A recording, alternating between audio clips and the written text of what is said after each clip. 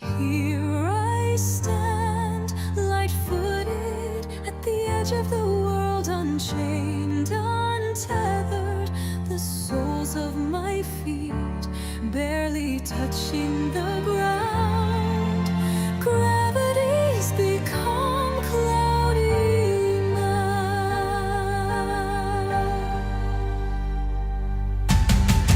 Nothing is holding me back anymore. In truth, only one thing would. Always was and is and always be my choice alone that ever could. For what I choose to surround will either free or bound, and the choice for either one is within me found. Here I stand now, no longer suited, ready to leave the world. I'm unrestrained, unfettered, the tip of my toes only skimming the ground. Gravity is losing me now. One by one, they all fell away.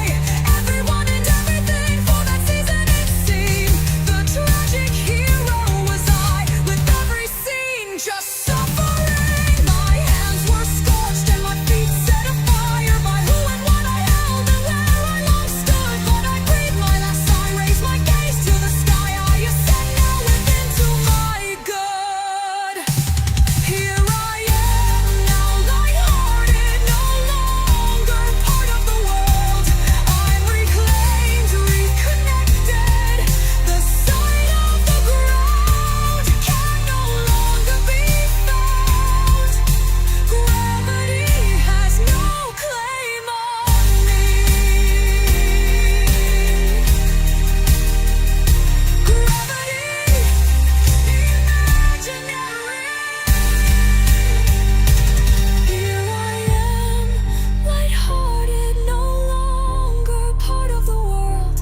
I'm reclaimed, reconnected. The sight of the ground can no longer be. Well, good afternoon, good morning, good evening, good day, good night, good boy, good girl, good everything, good whatever. It is time for game 2 against the stinky Red Sox, is it not? Yesterday we had some disappointing results with that game. I think we had two issues, but I'm not gonna push too hard on the pitching, because even though the relief pitching completely broke down, I think that was a really big deal to have. I'm not really sure why they didn't bring in whoops, hang on just a second. There we go. Okay. I meant to pause my playlist there. I'm not exactly sure why they didn't leave Josh Hader in for another inning. But Sousa just got completely annihilated. So that was no good. That was no good. But everyone's main focus for that game, I'm sure, is going to be the fact that they weren't scoring runs. So I can understand that. But for me, it was a combination of things. The Astros needed to have at least 2 more runs on the board against that team. Plus, they can't be giving up so much in an inning. Not like that. But everybody knows that that game and a consistent issue for the Astros has been hitting, right? You know what? I think that maybe I need to move this a little bit. There we go. Okay. I want to make sure my fan isn't hitting my microphone here. Roku is some kind of streaming service online. It's kind of funny, Jordan, because when I was in China, there were a couple of streaming services. One of those was called Yoku, and then Roku. And when I see Roku, in the U.S. for the baseball games, it makes me wonder: is this a Chinese company? The thought crossed my mind. It crossed my mind.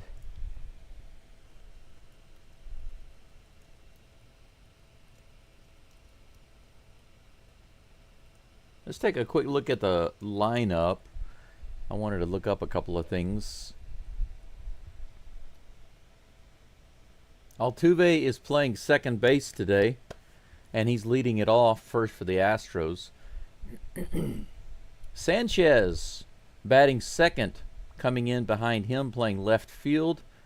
Carlos Correa batting third at shortstop. Christian Walker batting cleanup at first base. You'll notice that Pena is not in the lineup today. He did say that he felt fine to play, but I guess they are letting him rest just to make sure his hamstring is okay. But I don't think there's any issue there. It was just a cramp. Just a cramp, guys, so calm down. Just a cramp. Yainer Diaz in the DH spot batting fifth. Victor Caratini back in the lineup today. He should have been in the lineup yesterday. He's batting sixth. They take out one of their best bats. Their hottest bats right now. They take him out of the lineup. Wakarimasen is what I want to say, which means I don't understand in Japanese. Cam Smith batting seventh in right field. The Tram, Taylor Trammell, is batting eighth in center field. And Urias batting ninth. So overall, I wouldn't say the lineup looks too bad. Let's see here. Our lowest batting average in this entire lineup is 237, and that's Christian Walker. Trammell actually is batting 239. And then let's see. Urias is batting 248. Everybody else is above 250.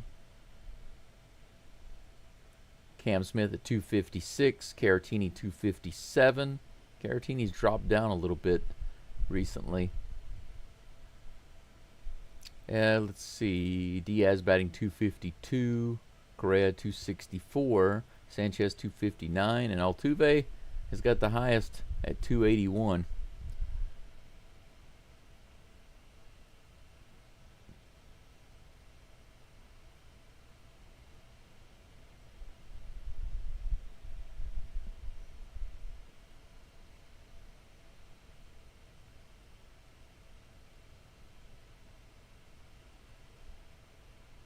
Okay.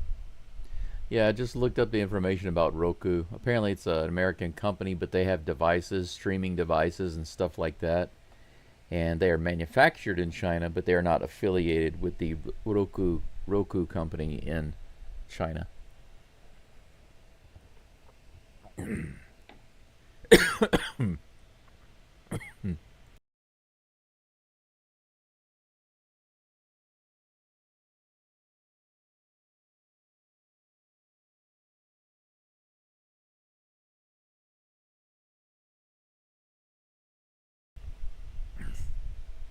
Yeah, I lived in China for about 7 years, and they've got a service there with a similar name.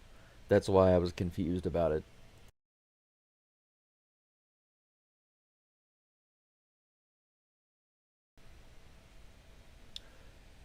Well, I think for me, it's not that AI knows. It's that AI can do the search and it can compile all the information a lot faster than I can. To be honest, I don't know about you guys, but I find Google to be waste of time. It's highly inefficient.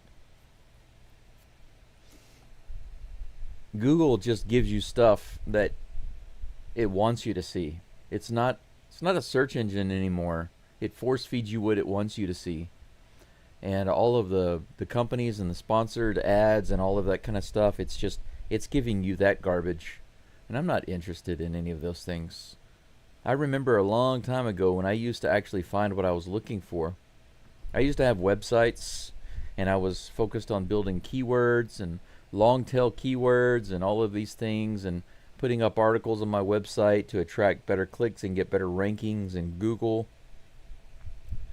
But over time, that became harder and harder, and basically it got to a point where it didn't matter. I sold what I had. I only had a couple of websites left that were making any money, and I sold those for almost nothing. I spent a lot more to run them and make them than I ever did in a return. But Google literally just shows you what it wants you to see. It's also the same with political stuff, you know.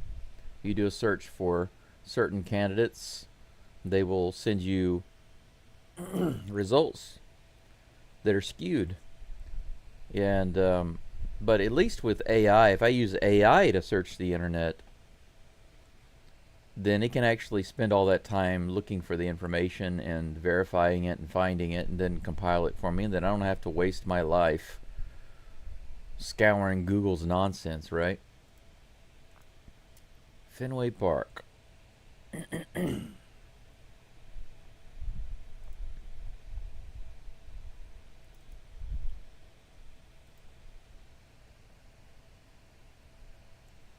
Oh, I gotta change my screen, my preview screen, because I forgot I'm not on Apple TV anymore. Alright, for some reason I was not completely live on the game. I just updated that. Now we are good to go. Red Sox wearing yellow today. Here, the first pitch to Altuve is a swing and a miss, a foul tip on the outside edge. Strike one.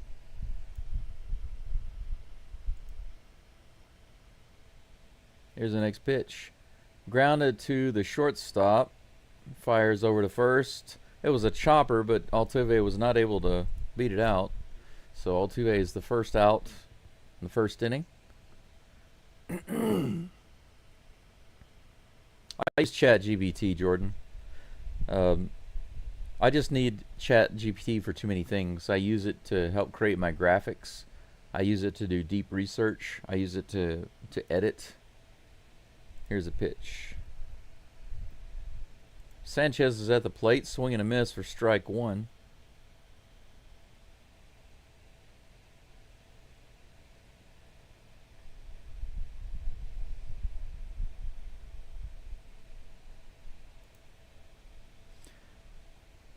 Next pitch on the outside edge, strike two.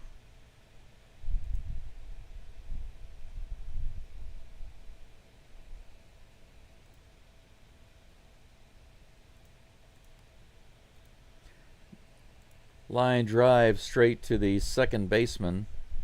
Little jump and a catch. Sanchez laughs about it. He's like, can't believe you caught that. Two away. Correa comes to the plate.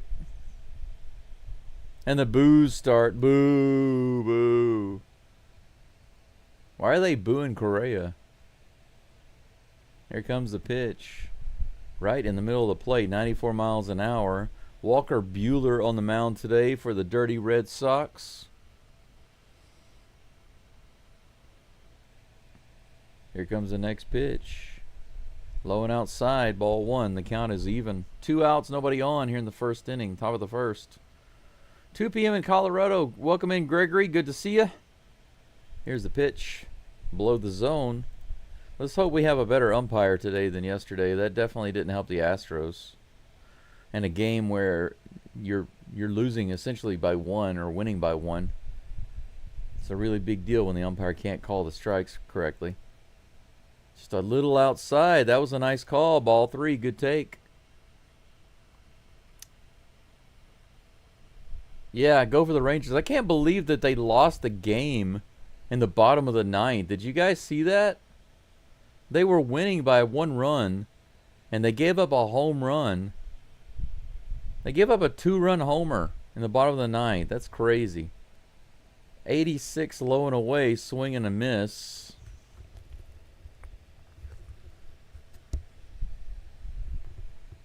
Full count to Correa.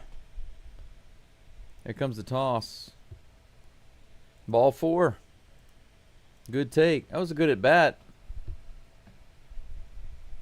Making Buehler work a little bit. He's now up to 11 pitches. Maybe Walker will get a full count here, make him get up to about 20 pitches, foul off about half a dozen. That'd be nice. Braden, it was a lot more than base running mistakes. There were just a couple of base running mistakes. That was just part of it. Strike one in there to Christian Walker. 0-1 is the count. Here comes the next pitch. This is hit hard to left field. It might be gone again. Are you kidding me? Over the green monster? It's gone. Are you kidding me? Christian Walker with a 2-run homer. How about that? Christian Walker, 2 days in a row, leads off with a home run. Holy freaking cow, guys. 2-0 in the first inning with 2 outs. Correa on base with a nice walk. And then Walker, boom, gone. That's right. Hey, Texas Dave, good to see you. Thanks for coming in. Caratini Martini. Diaz at the plate takes the first pitch a little outside. Ball 1. No, Brendan, I haven't looked at the age restriction info yet. I haven't had time. I've been too busy. Low and outside. Ball 2. Maybe Buehler's shaking up now. 15 pitches. Here comes the 2-0. Give him a shiner. Outside. Good take. Buehler missing the zone by just a few inches. So far, this umpire is quite different than yesterday because those pitches he was calling for strikes yesterday. 3-0. Here's a pitch. Right in there. Straight down the middle. He takes that one. 94 miles an hour. Jordan says Google giving me things from decades ago. Yeah, they give you a ton of sponsored ads and a bunch of junk that doesn't make any sense. Hey, Diaz with a single up the middle. 4-game hitting streak. Woo! Diaz starting to warm up a little bit. That's Christian Walker's homer swing. 95 mile per hour inside fastball. 433 feet. Wow. Victor Caratini at the plate. The Batman.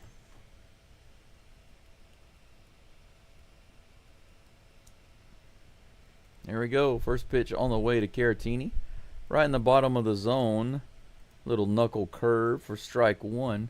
Diaz on first base. Are we going to get another 2-run shot to the left side by the Batman? Let's see. Here comes the 0-1 pitch.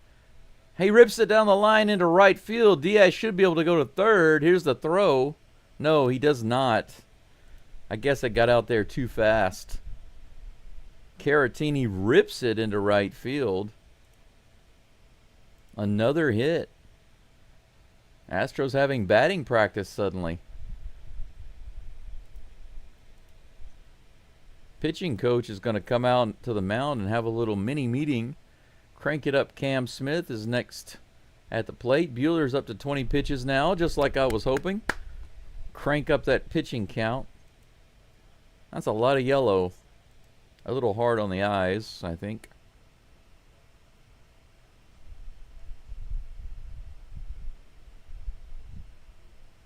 Yeah, that's right, Jordan. That's right. Christian Walker was like, you know what? Our relievers are going to give up that extra run later on, so I'm going to go ahead and make up for that right now. But Cam Smith knows that we need 3 extra runs, right? Here comes the first pitch. 94 right in the top of the zone, strike 1.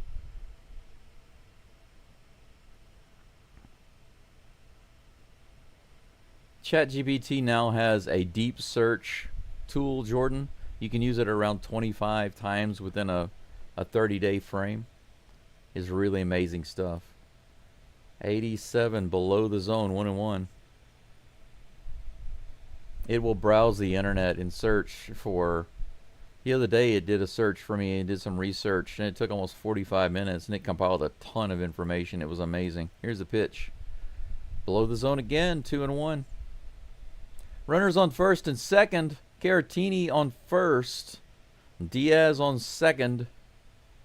Cam Smith at the plate with the 2-1 count. Here comes the pitch from Buehler. Up the middle, and it looks playable for the center fielder, and he's got it for out number 3. 3 hits and 2 runs for the Astros, courtesy of a walk by Correa and a homer by Christian Walker. 110, just a little more than 110 miles an hour. Exit velocity around 431 feet over the faded green monster. Chat AI. Oh, Chat AI. I don't know anything about Chat AI. You'll have to ask Jordan.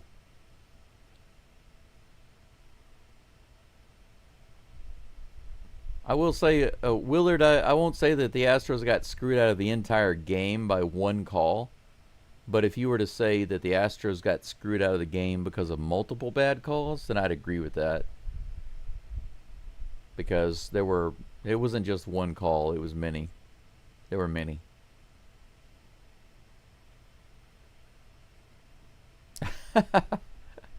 Brendan is wanting Christian Walker to get the love. He says hopefully the fans are nicer to Walker after this series. Well, you know, he's got a 2-run homer today. Even if he does nothing else, he's got 2 runs on the board for the Astros. If he hits another home run tomorrow, then man, we're going to be loving him, right?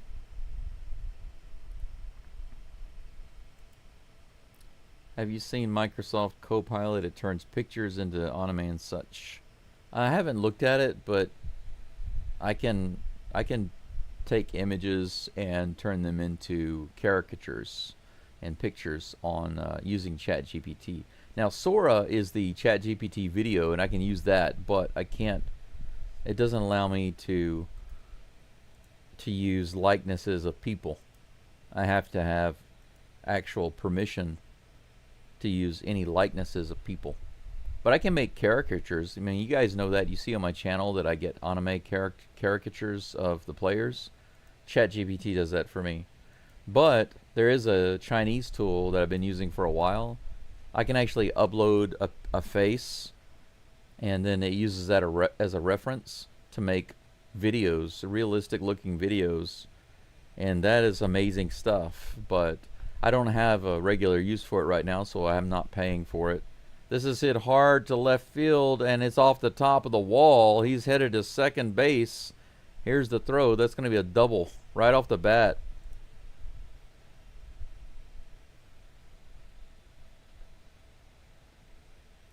A lot of fans are saying that that's a home run. They're going to take a look at it, I guess. Romy Gonzalez, the very first pitch off Colton Gordon, takes him up to the top of the wall.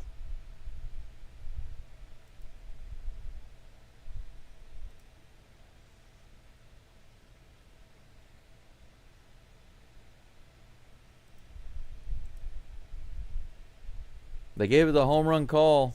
It's above the padding, so that's a homer. Just like that, 2-1. Talk about barely get. Oh, what's with this nonsense putting on this? I'm glad the Astros don't do stupid stuff like that. That's just nonsense. Next pitch on the way, a little outside. That's gotta suck when you're on the mound. Very first pitch, guy hits it out of the park. Doesn't get any closer than that though. Alex Bregman at the plate. That pitch is low for ball 2.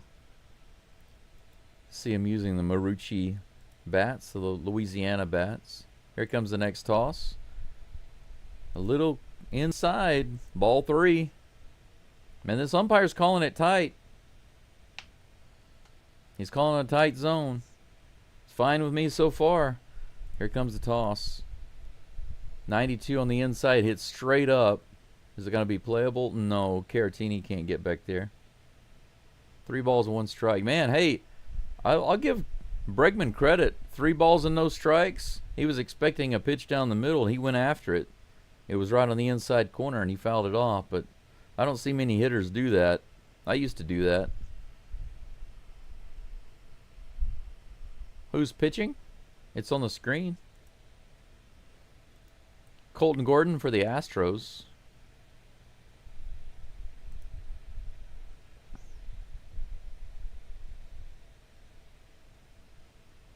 Here comes the next pitch. Swing and a miss. How about that? Strikeout by Colton Gordon. Alex Bregman swing and a miss. Goes down. First K for Gordon. 1 out. 1 away, baby.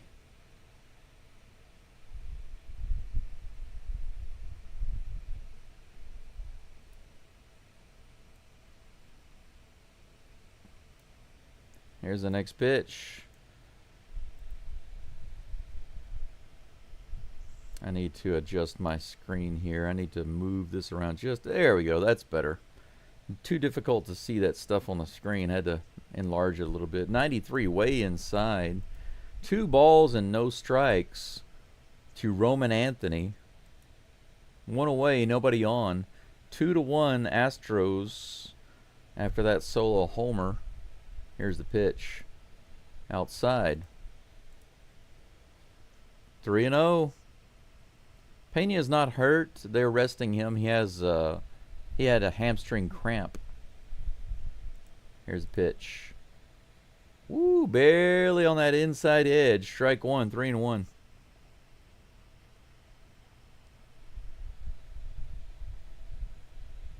Here comes the next pitch to Anthony. Too high and inside. Ball 4, so there's a walk.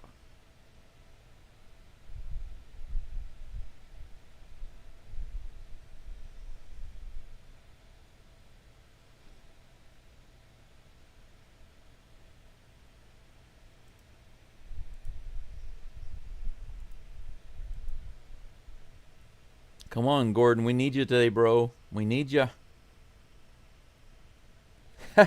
Jordan, I want to see that. A 3-homer day by Christian Walker. Heck yeah, I want to see that.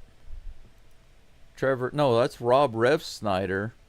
Man, he launches that one way up into the upper deck there, but foul. That had the distance.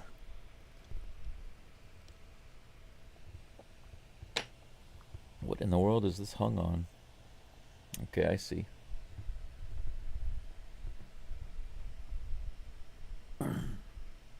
Because Fromber doesn't pitch until tomorrow?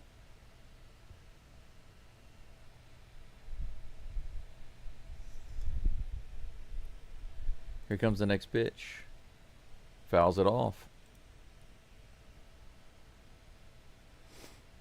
0-2 is the count against Rob Refsnyder.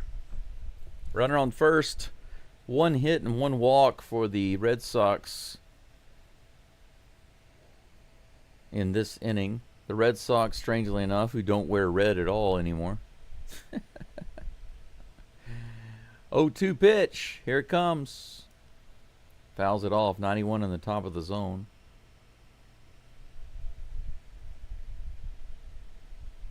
Willard, I guess you're saying we should have gotten another pitcher. I guess that's what you're saying, but I support what Dana Brown said.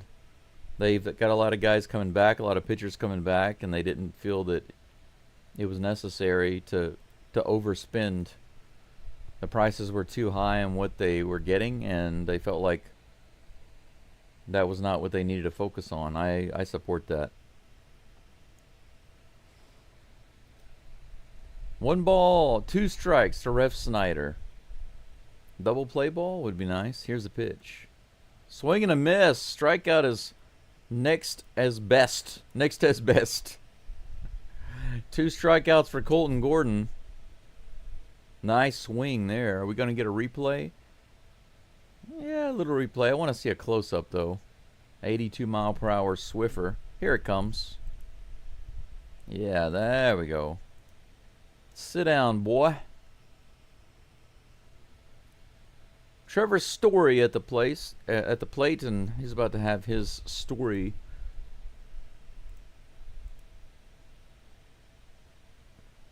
ended. That pitch was way high and outside. Caratini had to dive out there to get it. Runner stays on first base. Good job, Batman. Here comes the 1-0 pitch. Grounded foul down the third base line. 1-1 is the count. Oh, that's pretty cool. Gordon rookie card. What year is it, Gregory?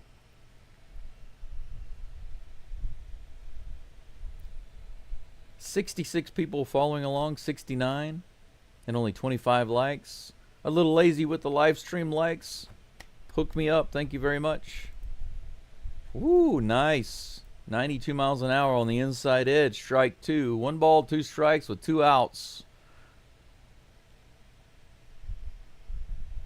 I appreciate you guys liking the live stream. If you have not already, feel free to subscribe. If you're an Astros fan, I can't imagine why you would subscribe if you're a Boston fan, unless you're just wanting to troll in the comments and then unsubscribe later. But be careful what you say. If you start trolling, you won't last long in here.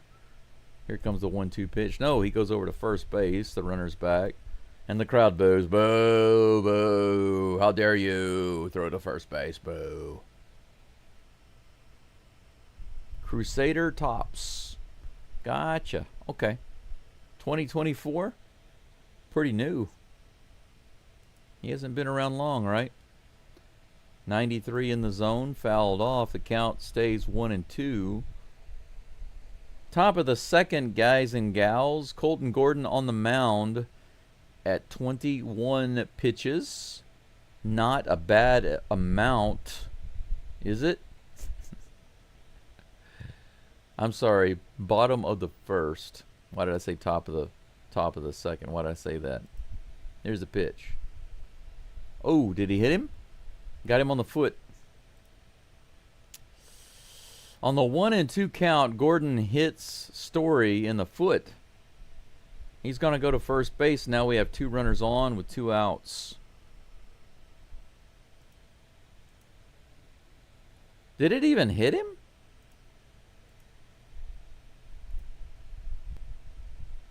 It looked like it went under his foot. That's only Gordon's second hit batter of the entire season after 13 starts. Crusader tops, Chrome, or Bowman? All of the above, maybe. Carlos Narvaez comes to the plate. First pitch from Gordon on the way in just a moment. Come on, let's shut this down. Here's the pitch. Grounded foul down the first base side, and that's strike 1.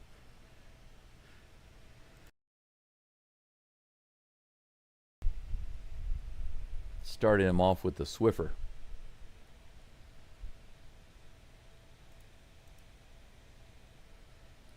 Oh and 1 is the count to Narvaez, and pitch number 24 coming in from Gordon.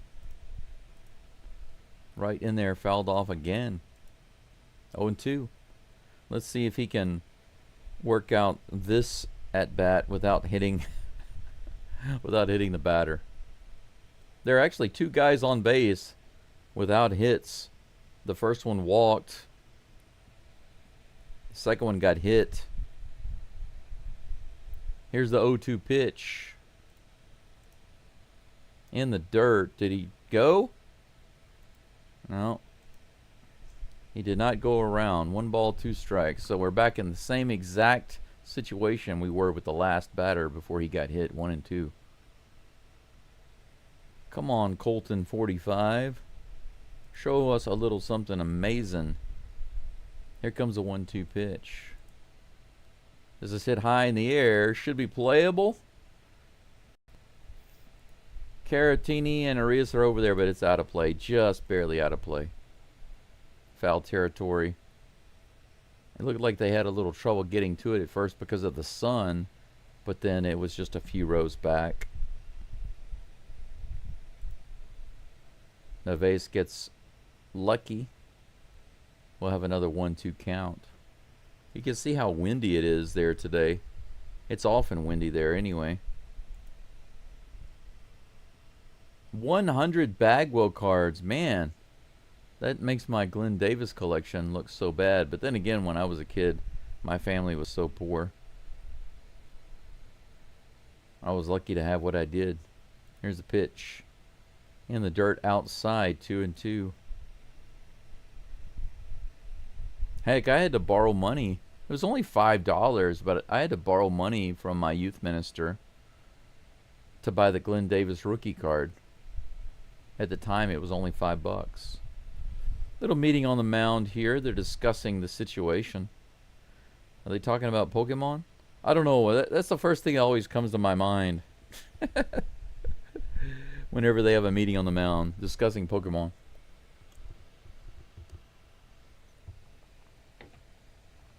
Pokemon trading cards.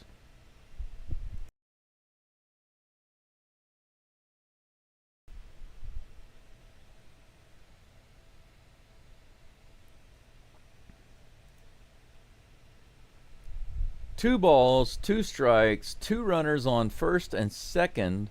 Neves at the plate. Here is a pitch from Gordon.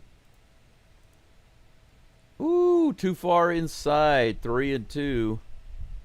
The 4-seam fastball. Man, if you're going to throw a 4-seam fastball, you can't throw it a foot off the plate. A foot inside.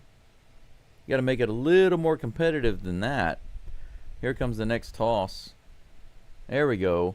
Swiffer right in there, and that's hit out to center field. Trammell is underneath it. There we go. Out number 3. Trammell with his sunglasses on. No problem. Okay, so Gordon does have a shaky start. Gives up a run. Gets up to 29 pitches. He and Buehler are not too different. Buehler gives up 2 runs on 24 pitches. Gordon picks up a couple of strikeouts. Buehler hasn't struck out anybody. I don't think that he's going to be able to easily strike out anybody in this lineup. If he strikes out somebody, probably either be Cam Smith or Taylor Trammell. Unless Altuve decides to just go chasing. But actually, I think that Altuve can put the bat on the ball with this guy pretty well. J.H. Cooper, welcome in. Hey, Prague is nice. I went to Prague when I was in high school. That was a long, long time ago. I have fond memories of Prague. What are you doing over in Prague? Are you from that area, or just over there for work, or did you move over there? Thanks so much. Thank you for subscribing, and thank you for liking. I appreciate that. We've got 33 likes on the channel, or rather, I always say on the channel. We got 33 likes on the live stream right now, and about 87. We're creeping closer to 100 concurrent viewers. So if you have not liked the live stream already, I appreciate you doing so right now. We are in the middle, in between innings, the first and the second inning. They're warming up right now and getting ready for the top of the second. The Astros are winning 2-1. 3 hits for the Astros in the first inning, and a 2-run home run over the Green Monster for Christian Walker, and then a barely home run for the Red Sox that bounced off the top of the wall. So this game is 2-1. You know, Cooper, it's so funny that you say that, because I met a lady there when I was in high school. I was only 17 years old, and the hotel where we stayed at, there was a lady working there. She had like this kind of a dark purple tint to her hair. She had her hair dyed. I will always remember, because she was flirting with me big time. 0-1 to Taylor Trammell. Here's the next pitch. In the dirt, ball 1-1.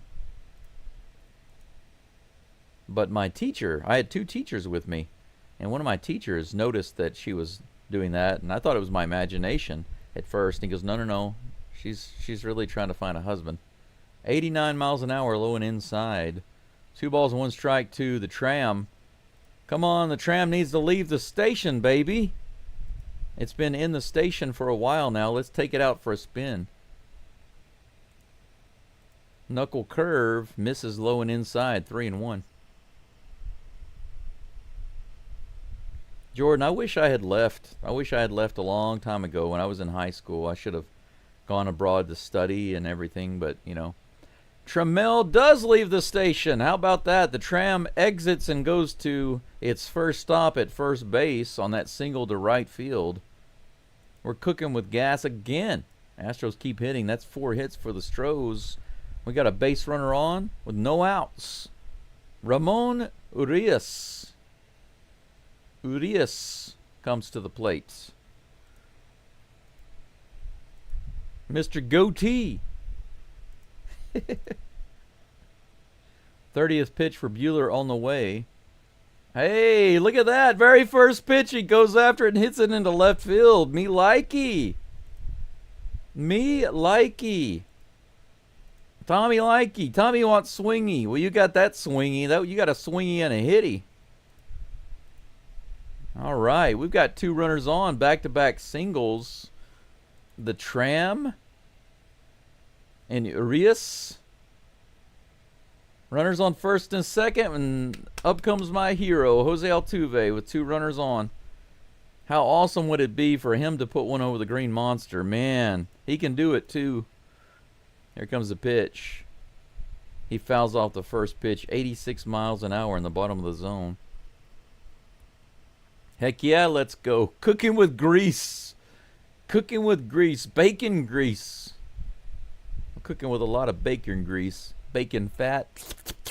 Yum, yum, yum. Here comes the 0-1 pitch to Altuve. A little inside. Good call by the ump. That was a tight pitch right there. Less than an inch from the inside of the strike zone. He called it a ball. He's calling a pretty tight strike zone, so good for him. Here's a 1-1 pitch. He grounds that one to third. Is it going to be a double play? Yeah, they get the double play, but runner gets to third. Trammell moves over. So Altuve with a 2-out sacrifice to get Trammell over to third.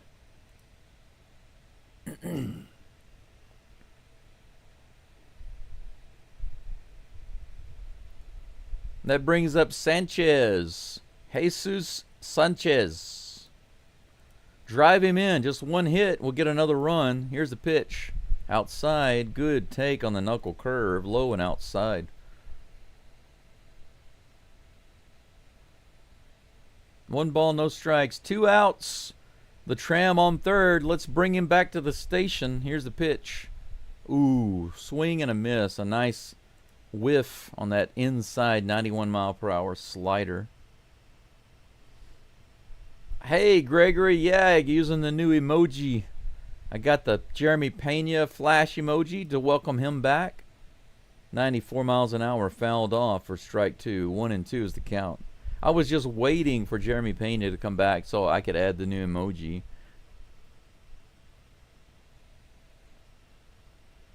Yeah, Jordan, that's right. They don't even have Red Sox on. It would clash with what they're wearing, you know. I don't even get that. Why do they wear... I know why they're wearing these colors, but I just don't get it. They don't look like the Red Sox at all. 92 below the zone. 2 balls and 2 strikes with 2 outs.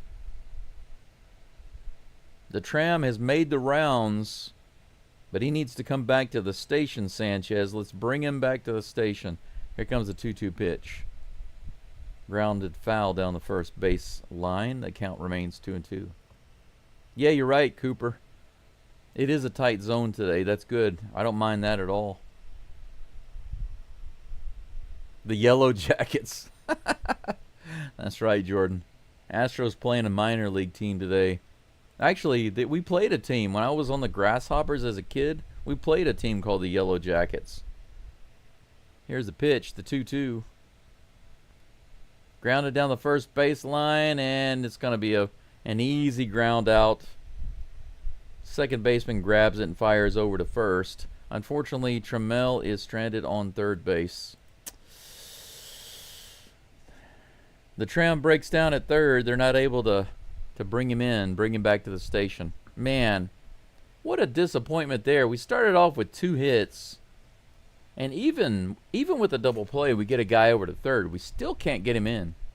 But you know, I have to wonder though, why didn't the thought cross Altuve's mind to bunt? You know, with the runners on first and second. I'm actually kind of surprised he didn't throw down a surprise bunt. Because even though Bregman was probably thinking he might do that, he might have been. I think he was playing in a little bit on Altuve. But even if he had played that, who's going to cover third base? Nobody. I think it eliminates the double play. That would have been a really good time for Altuve to lay a bunt down, don't you guys think? I think so. Yeah, that's right. These Boston Red Sox uniforms look like a vomited Easter egg. That's one way to describe it. It looks like they were designed by the same people who designed My Little Pony.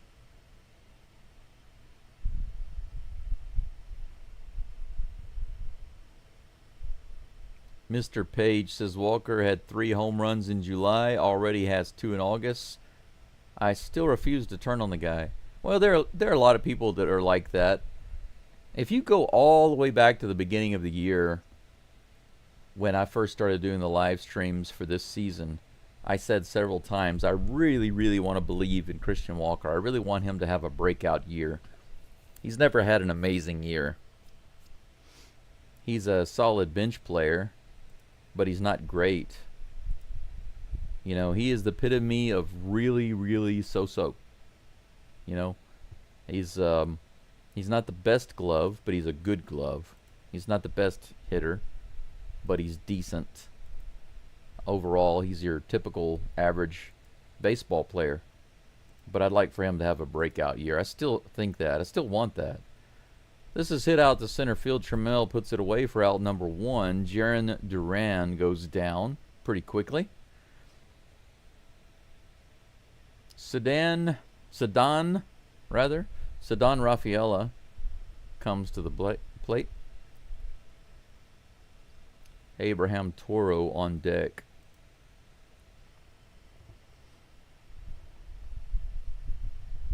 Yeah, I think these uniforms are too, especially when the team comes together, when they crowd together and huddle, it hurts the eyes. First pitch is a ball to Rafaela.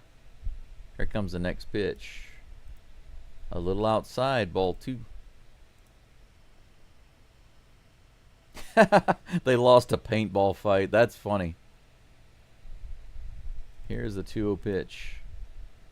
Fouled off on the outside edge, the fastball. 2-1.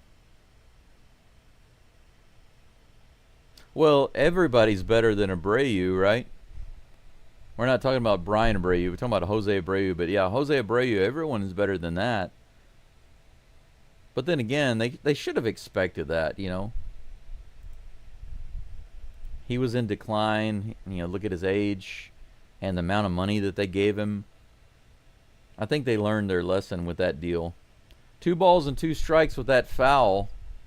1 away, nobody on. Here comes the 2-2 pitch from Gordon. Swiffer on the inside and low. That's going to be a full count.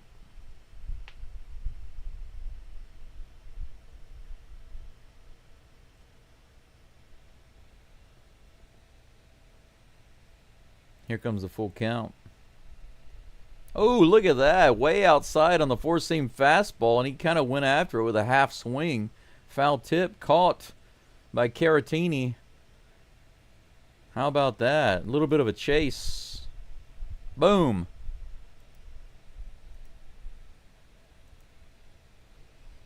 Rafaela decides to become a bank and goes all chase on it.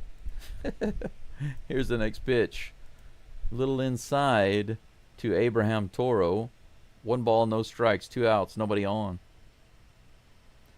The Yankees have become the bad news bears. Yeah, they were talking all sorts of smack, too, about how great they did at the trade deadline because they got 7 guys. They didn't talk about how it upgraded them or made them better. 2-0 is the count now. to Toro. 39 pitches. The next one coming for Gordon is going to be number 40. Here's the toss. Right in there. 81 mile per hour Swiffer.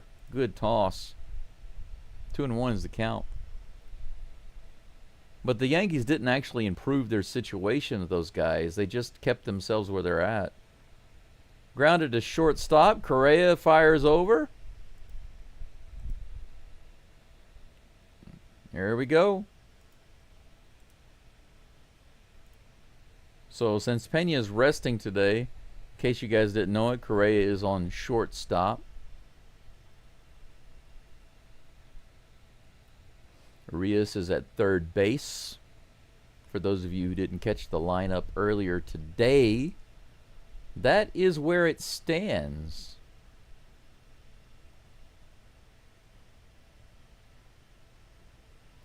I believe that Correa is due up. Yes, sir, he is. He had one walk earlier. A very crucial walk, because after the walk, Walker hit a home run and scored him.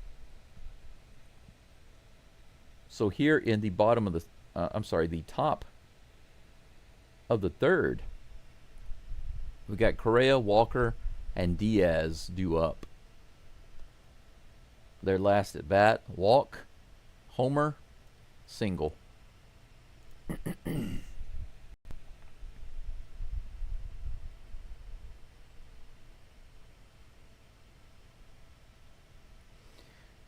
Yeah, as far as Singleton is concerned, I mean, Singleton has always had potential, and he definitely has power.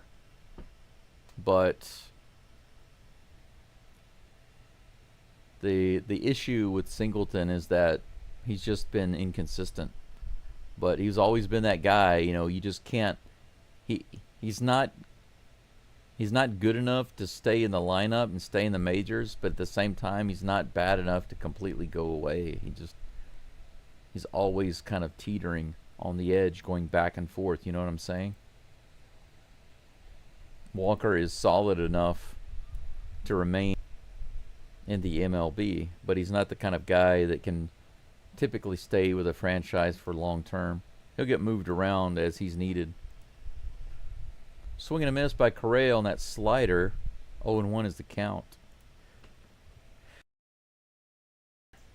Here's the next pitch right in there. Strike two.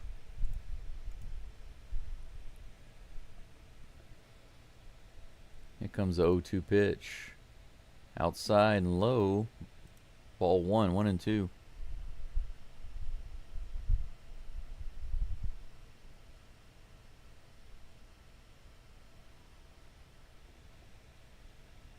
Here comes the 1-2 pitch. This is grounded right up the middle. The toss is there. Correa grounds out for out number 1. Christian Walker comes to the plate. Let's see if he gets his second home run right here. Yeah, I've heard about people doing that, players doing that. Heck, they even do that to get jobs and stuff in other countries. Not even baseball players. You got other people doing that, lying about their age, lying about their education, lying about this, lying about that, making fake documents. It was so common in China, you wouldn't believe it, or maybe you would believe it. Here's the 1-0 pitch. He fouls it at the plate. Dribbles down the third baseline. Foul, just barely. 1 ball, 1 strike to Christian Walker.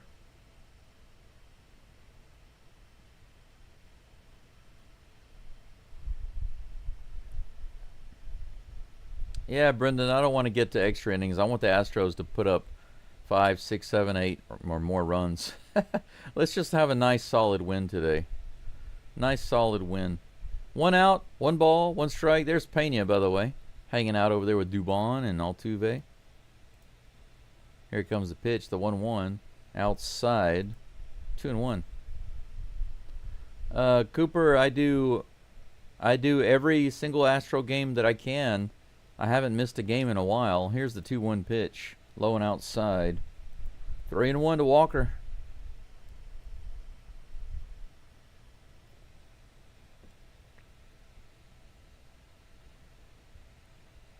Here comes the toss.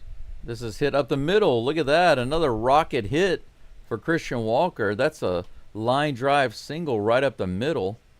How about that?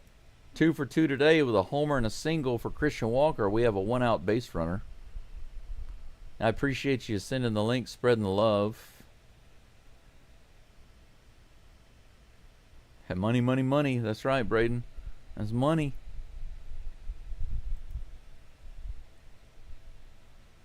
First pitch to Yiner on the way, right in there.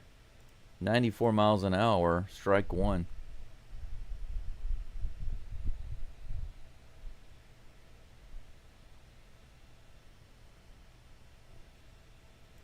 This is hit really hard out to left field, all the way to the wall, to the warning track, and taken in. Not quite far enough to get off the wall.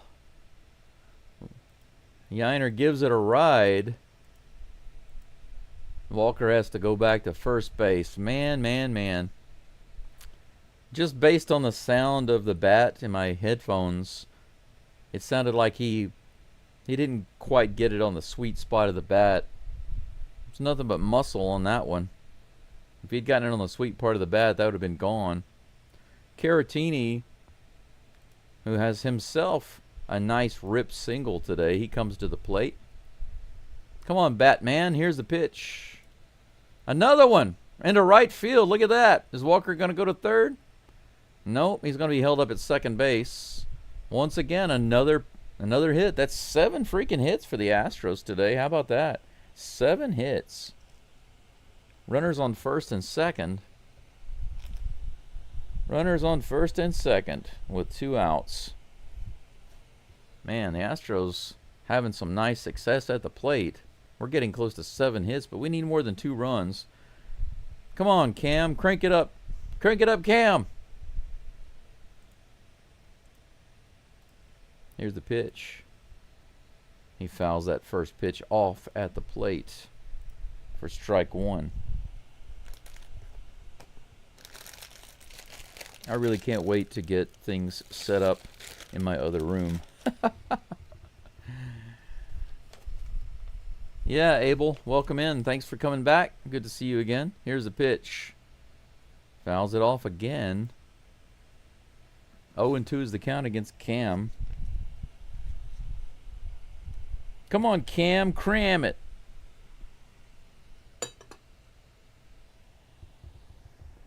Where's my coffee?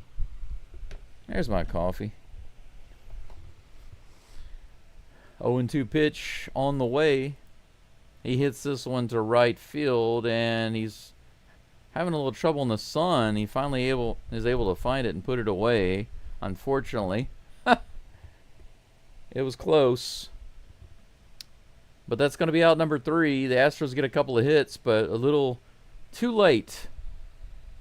They start off with 2 outs, come back with 2 hits, and then out number 3.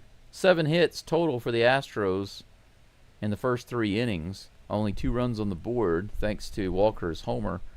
Without Walker's homer, this would look pretty miserable. 7 hits and no runs. They need to start converting these base runners, baby. Red Sox have 3 men left on base. The Astros have 8. That's not good at all. That's terrible. If you extend that out, that would be 24 left on base in one game and just 9 for the Red Sox. So the Astros have had a lot of opportunities and yet only 2-1. We can't be wasting our opportunities, especially off of this pitcher. It's obvious they can hit him. And if they're not hitting him with runners on, then what exactly do they expect Colton Gordon to do? Colton Gordon can't put runs on the board for the Astros. You know what I'm saying? All I can do is try to keep them off, but the Astros are going to have to score. Going to have to score those base runners. Why? My coffee filter just collapsed. Why? Why does it do that? Every once in a while, I don't quite get why. It just collapses.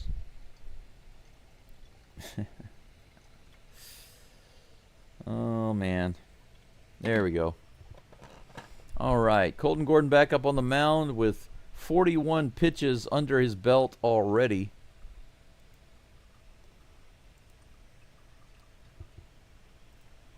Warm-ups are finished. It looks like we're ready to go. Romy Gonzalez. So we got a Roman and a Romy. I wonder how many times whenever one of the guys is called out for, someone says, "Hey, Roman," Romy turns around. Or they say, "Hey, Romy," Roman turns around. 75 on the lower inside corner. Strike one on the curveball. Nice.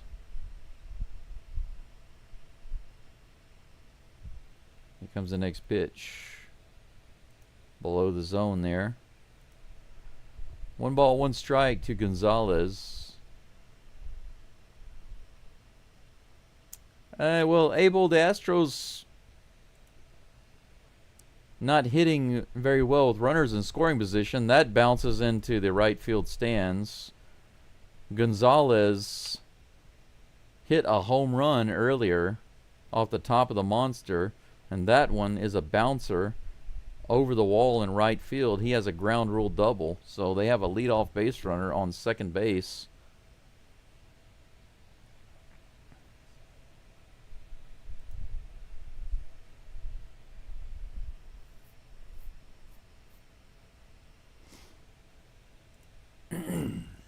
Here's the pitch. Alex Bregman hits a line drive out to left field, but Sanchez is right there. Man, that was hit hard.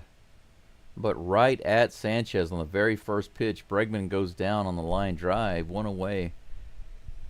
All right. Just happened to be in the right place. That was a smack right there.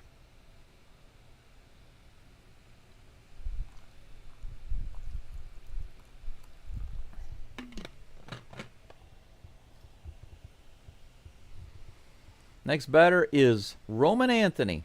Roman Holiday? I don't think so. 91. Up and in. It could have been a strike. Just barely got that corner, but it was called a ball. 1-0 is the count. Yep, definitely got lucky. A pinch hitter for Cam? I don't think so. In the third inning? Too early for that. That's in there for strike one. 1-1 is the count to Anthony. Runner on second with one away. Here comes the pitch. Right in the bottom of the zone. Good call. Strike two. 1-2.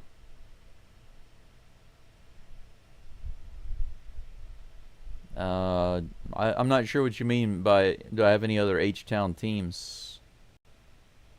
Do you mean, do I like any other H-Town teams? I appreciate them and I support them, but I don't watch them. I stopped watching NBA and NFL a long time ago. Right in the bottom outside edge of the zone. Strike three on the Swiffer. How about that? The crowd boos, but that was clearly a strike. Beautiful Swiffer by Gordon, just right in there. This umpire is calling it right on. 81 mile per hour Swiffer. Look how beautiful this is. Boom, baby. Eat that. Colton 45, baby. 50th pitch of the game coming for Gordon with 2 outs. Rob Refsnyder at the plate. Too far inside, ball 1.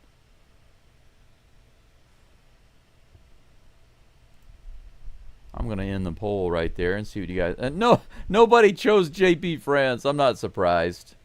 I'm not surprised. He's not a bad guy, though. 1 ball, no strikes. That's outside. The changeup misses. All right, my coffee is ready.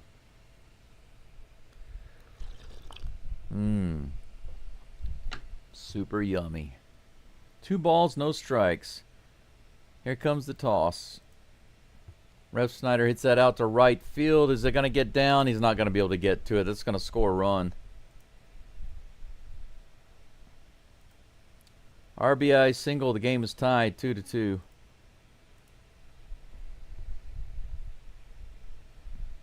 Single to right field. Opposite field single. With 2 outs, he was off and running on contact. There was no chance for Cam to make a throw there.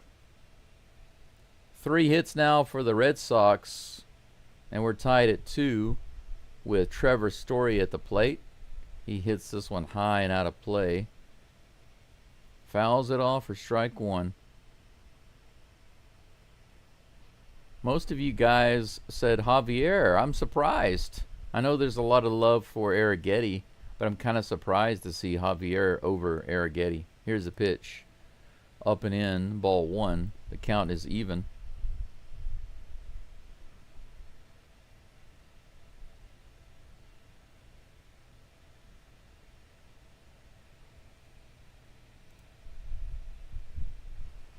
One on one pitch. Nope. He goes over to first base. The runner gets back. The crowd boos, of course.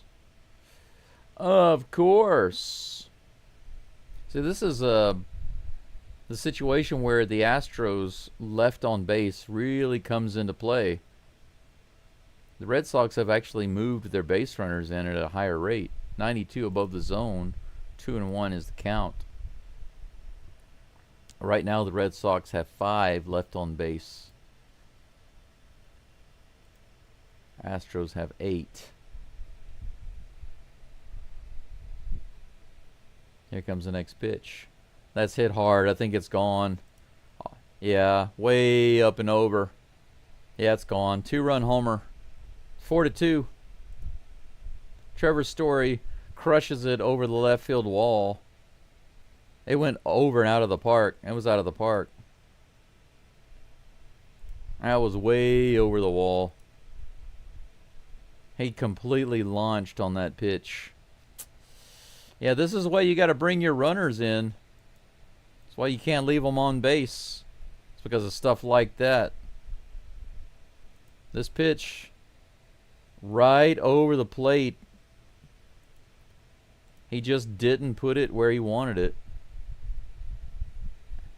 Out into the city. That ball belongs to the city. Man, Gordon now with 4 earned runs in the 3rd inning. By the 3rd inning, rather. First pitch is a ball to Narvaez, Carlos Narvaez.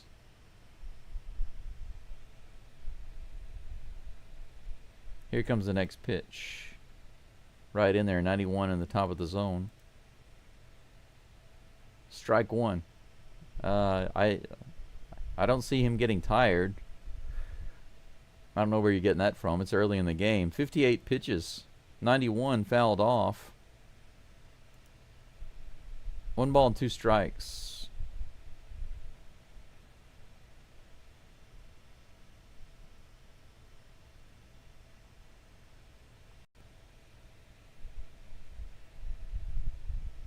One-two pitch on the way.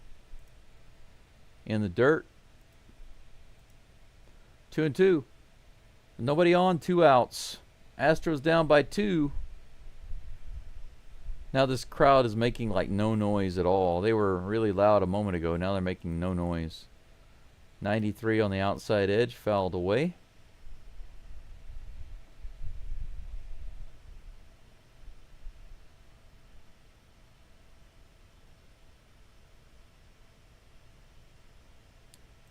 Shoot, that's too extreme. Here's the pitch. 91 up and in. Strike 3. I guess Gordon heard that. He's like, oh yeah, I'll show you minor league.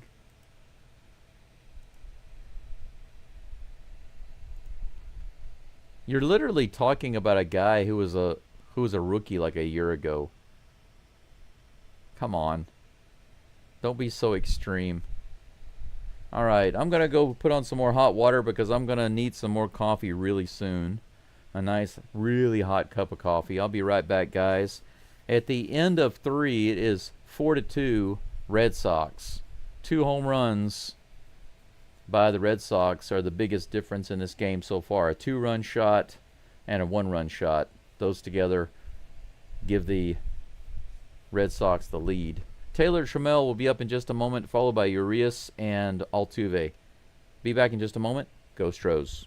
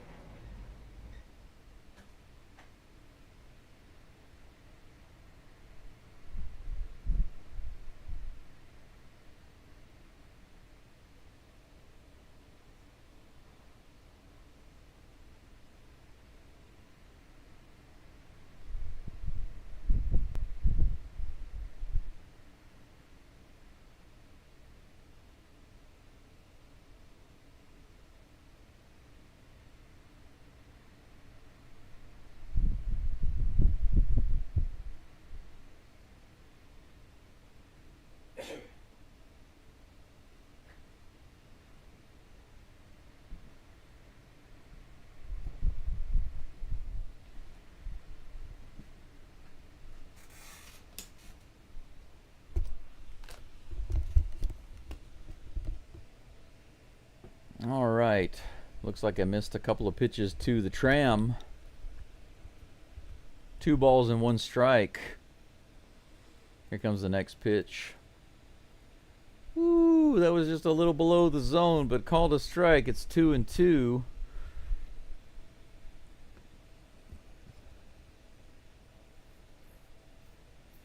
That was the first bad call of the game for this umpire. Yeah, that pitch was down close to the ankles. Can't be calling that a strike. Here's the 2-2 pitch in the dirt. Are you sure that's not a strike, ump? I can't be too angry. That's his first mistake in 3 full innings. Full count. 60th pitch from Buehler. Fouled off down the first baseline. The count stays full.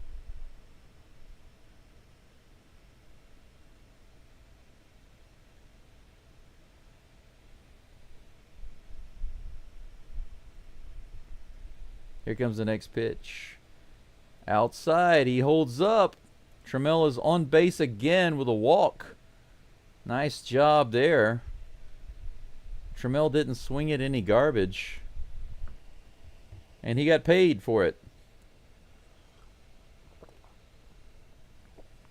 Once again, the tram pulls out of the station and makes a first stop. Ramon Urias comes to the plate in the dirt. Ball 1. Urias is 1 for 1 today with a hit. His very first pitch. He got his first hit with the Astros. Our new Astros wasting no time in getting hits. Here's a pitch. A little check swing foul. 1 ball, 1 strike. Have a good one, Cooper.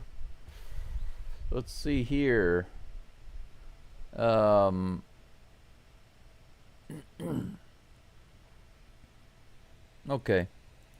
Just wanted to check something out. 1-1 is the count. Here comes the pitch.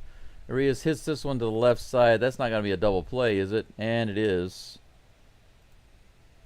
Second double play for the Red Sox, and there are 2 outs. Nobody on. Jose Altuve comes up to the plate with no base runners. Just noticed that Buehler, the pitcher, is number 0.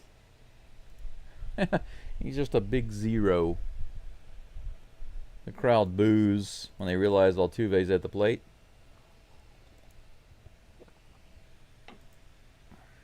.95 in the bottom of the zone, strike one.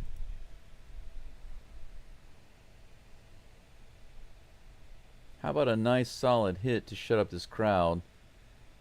He hits this one into left field, and that's a nice line drive hit all the way out to the track, but it's caught for out number 3. He gave it a ride. That looked very similar to the hit by Bregman. A little deeper than Bregman's shot, but that's out number 3. Nothing doing at all, not a single hit. Surprisingly for the Astros in the top of the 4th. We go into the bottom of the 4th, down 4-2. Yeah, 2 double plays. But it's not the double plays. It's the leaving runners on base. That's been what's killing us this game. I mean, the double plays have made it worse. But leaving the runners on base, can't be doing that. Can't be doing that. Jarren Duran is due up for the dirty Red Sox. Colton Gordon is up to 62 pitches.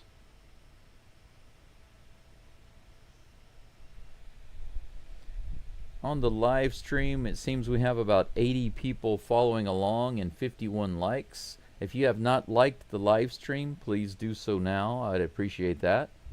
Of course, as always, if you're a Astros fan, feel free to subscribe to the channel.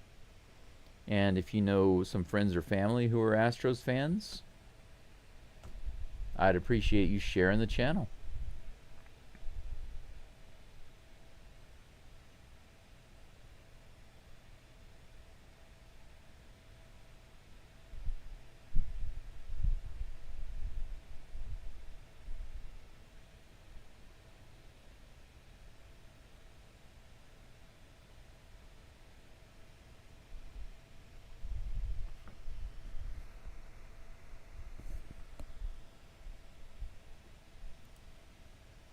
Looks like a pretty day out at the park. The only thing that I don't like about places like that is that even though it looks pretty, the wind is just way too strong. Very first pitch to Duran, he skies it up on the infield. Altuve has a little trouble getting in the sun, but he puts it away. He doesn't have any sunglasses on. Seemed like he was having a little trouble locating it. But he got it. Good job, Altuve. Went away on one pitch. Ceddanne Rafaela comes to the plate. He's 0 for 1 with a strikeout today. Here comes the pitch. Just a little outside, ball 1.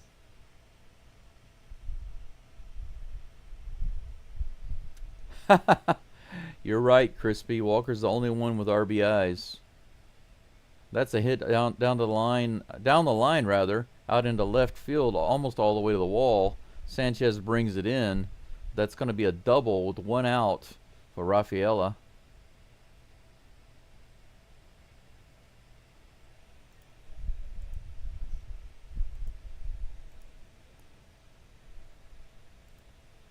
Right down the line. That's what, hit number 6? 5. Hit number 5 for the Red Sox. That brings up Abraham Toro with a runner on second. Oh no, this is hit all the way out to the wall. And that's another home run. Another 2-run homer. That one for Abraham Toro. It's 6-2. 3 home runs given up by Colton Gordon. 2 runs and a solo. 5 runs for the Red Sox have come off homers. And they got to put on that stupid hat again. So ridiculous. Okay, well,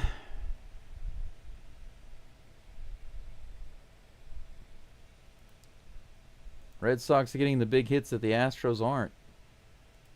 They're getting the hits to drive in the runs. The Astros are not. Finally, we get some bullpen action going. First pitch is taken for a strike. The second one is fouled off down the third baseline there for strike 2.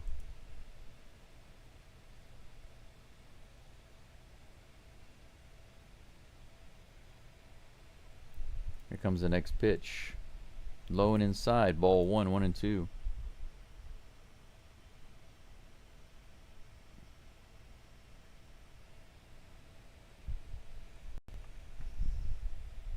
Here comes a 1-2 pitch. 69 pitches now. Here comes number 70. Ripped foul down the third baseline. Count stays 1-2.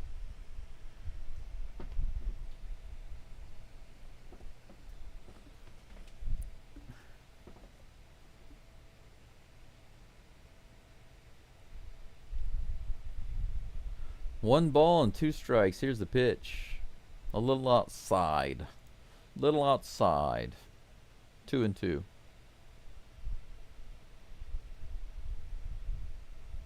Yeah, you're right, Crispy. Brown gave us a masterful outing yesterday. That's grounded down the first baseline. Walker grabs it and steps on the bag for 2 outs.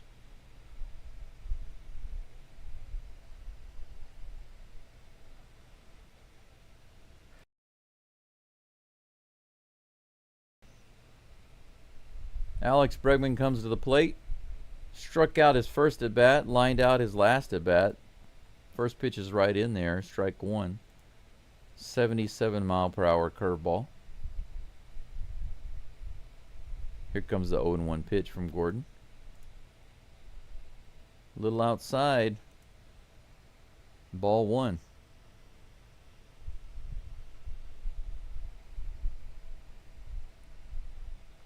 This is also rookie pitching.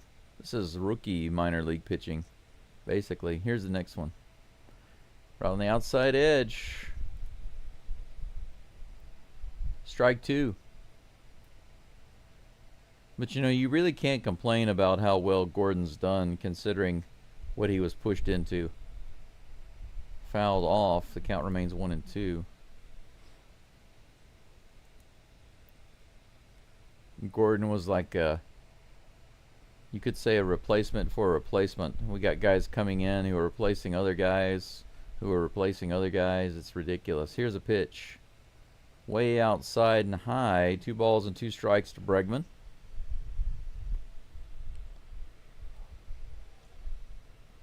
Yeah, Fred, there have been 4 home runs in this game. 1 for the Astros. The other belonged to the Sox. Bregman swings and misses. That's another strikeout. 2 strikeouts for Bregman and 6 for Colton Gordon. Gordon has given up 6 runs in this game off 6 hits. It is 6-2. Red Sox are in the lead. 7 hits for the Astros, but only 2 runs on the board because they are not driving in their base runners. They're getting guys on, but the only 2 runs that we have is the one time we drove runners in. That was with Christian Walker's 2-run home run in the first. This better not turn into another one of those games where the Astros score in the first and they score nothing for the rest of the game. They've done that several times this season. Score like 1 run in the first or 2 runs in the first and then nothing for the rest of the game. We've got a good lineup. There's no reason for them not to be scoring runs. We're getting guys on. We just got to break through that wall. This is kind of like a dam that the Astros need to get through. Maybe it's an emotional block. Maybe it's a mental thing. Once they can break through that, then it will explode. Definitely a mental thing, I think, because it's not a talent issue. Jesus Sanchez is due up to bat.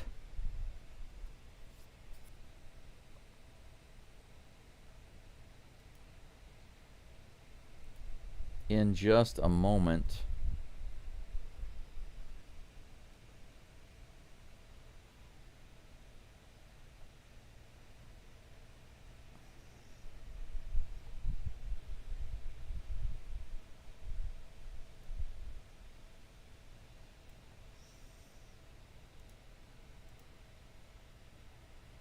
Carlos Correa is on deck. Christian Walker in the hole.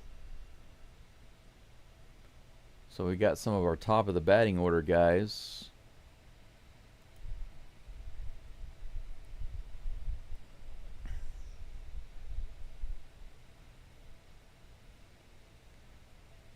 Buehler's back on the mound. The first pitch came into the tram.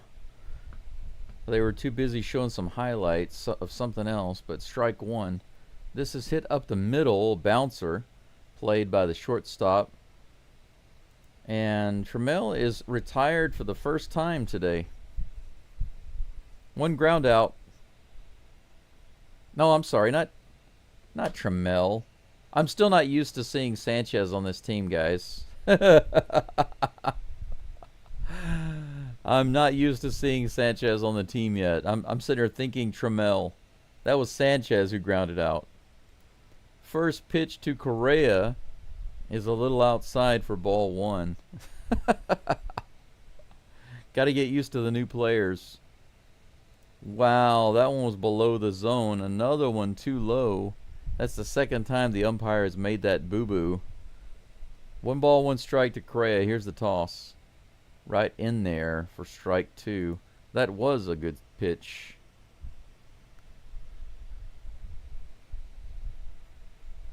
The 1-2 on the way. In the dirt. That was a bad pitch in the dirt. 78 mile per hour knuckle curve. 2-2 is the count. Walker Buehler up to 60. No. That information is not updated. It's 72 pitches now. Here comes the pitch. Correa line drives it into left field. It's bobbled for a moment, but the left fielder brings it in. A nice ripped single. His first hit, I believe, in his return as an Astro. 1 for 2 today.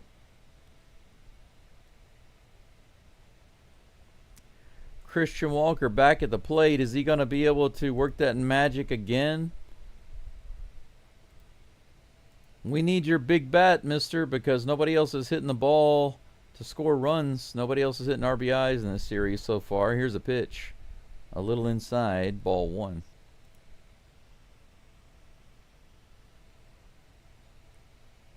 Walker 2 for 2 today with a 2-run homer and a single. Correa on first base with 1 out. This is fouled off on the third baseline. 1-1. 1-1 is the ye old count.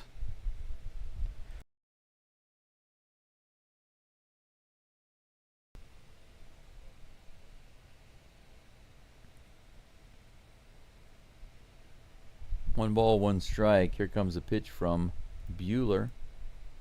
86 low and outside. Swing and a miss. 1 ball and 2 strikes. This isn't a complete day off for Buehler. It's not Walker Buehler's day off. But it hasn't been very difficult to get out of these innings after the first. Give up a few hits here and there, but holding the Astros up into this point. 94 up and in, fouled off by Walker. Count remains 1-2.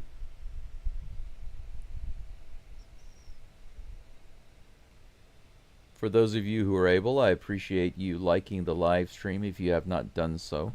Thank you very much. Here comes a 1-2 count to Christian Walker. Below the zone. 2-2.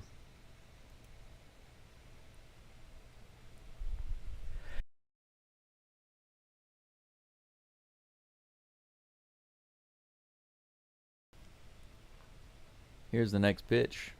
Another one too far below the zone. Terrible. Well, it depends on how you look at it. I was going to say a terrible framing job by the catcher.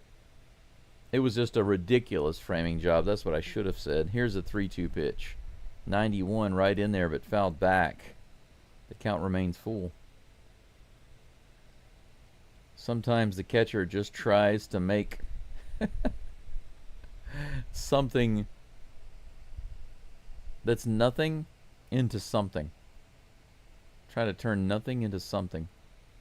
Another full count pitch coming to Walker. In the dirt. Way off the plate. Ball 4. Walker now 2 for 2 with a walk. He's been on base every time. Hey, there's Jake Myers with the Astros Kids Club. Jake Myers seems like a really cool guy. We've got runners on first and second. The pitching coach is going to come out and have a little chit-chat. They've got a reliever warming up in the bullpen right now. 8 hits for the Astros and 3 walks. But despite all that, they only have 2 runs.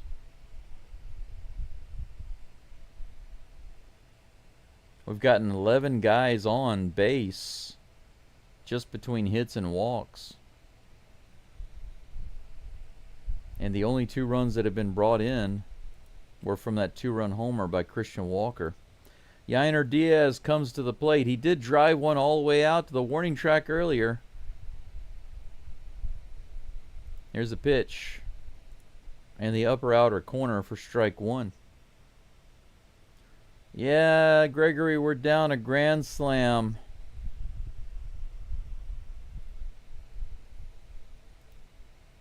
Yainer Diaz lines it just foul down the third baseline. That was a rip. Just shy. If that had managed to get into the corner down there, that would have been an extra run for sure. At least 1 run.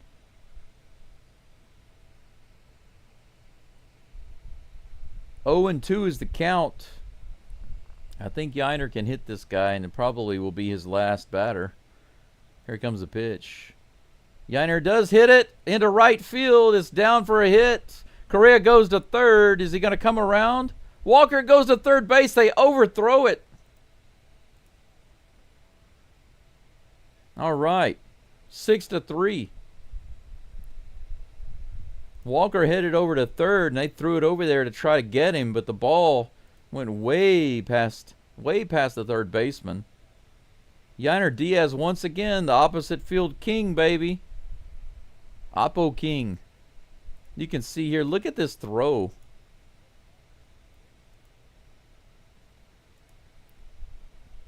Correa scores easily.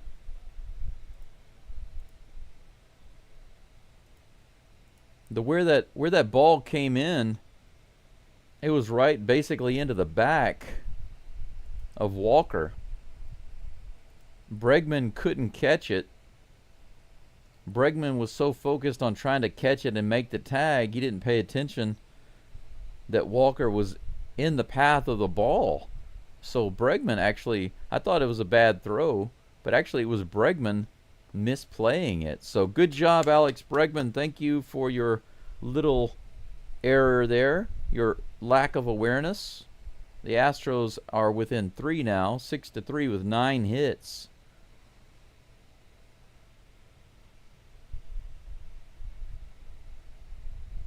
And we've got runners. I believe Yainer went to second base. I think we got runners on second and third right now.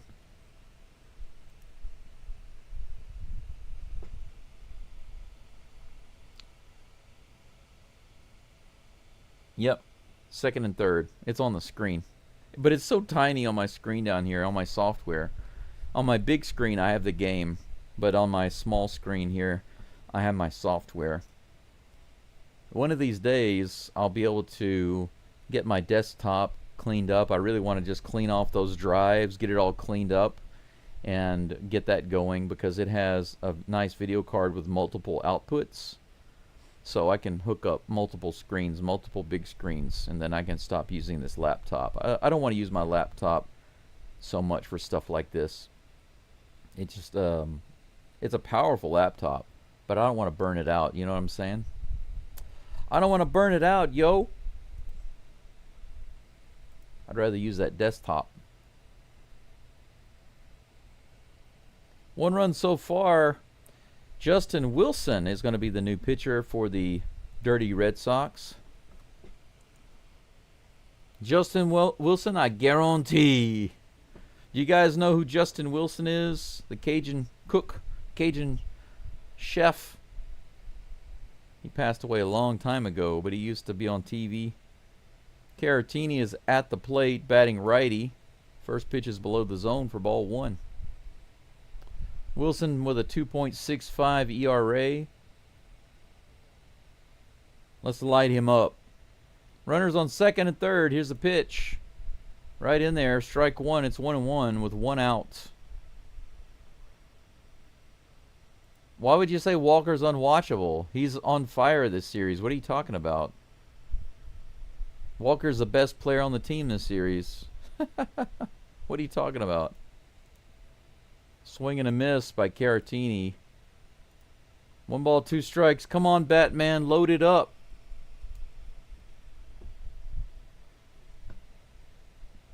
You got 3 CPUs? I got an old laptop that doesn't even have a video card or a Wi-Fi card. Here's the pitch. Fouled off at the plate. The count remains 1-2. And then I've got a really nice Asus laptop that I bought with my credit card because I wanted to do live streams and I wanted to teach online and I needed a really good laptop to do that. So I've got one. But I just don't want to burn it out, you know. Swing and a miss, strike 3, 86 below the zone. 2 away. Come on now, we can't waste these runs. We got 2 runners in scoring position. 2 runners in scoring position. Could have let that one go for a ball. Cam Smith. This is where you need to start getting hot again, my friend. Here comes the first pitch from Wilson. Way outside. Good take. Ball 1. Yeah, we can't lose to a gay team like this, right? It's now okay to say that again. Actually, there's nothing wrong with the word gay. It has several meanings. In the dirt. Good take. 2-0 to Cam Smith. Man, Cam could tie up this game with 1 stroke. I would love to see Cam Smith crank it up over the Green Monster and tie up this game. I would love it. Here's the pitch. 90 miles an hour right in there. That was a good looking pitch. 2 balls and 1 strike.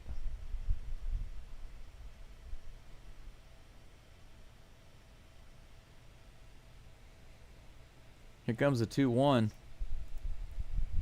Cam swings at that one, but misses. 87 right in there. A slider right in the middle of the zone. Couldn't get the bat on it. 2 balls and 2 strikes. Here comes the toss. Struck him out looking. He started to go but held back. The same exact pitch that he swung and missed.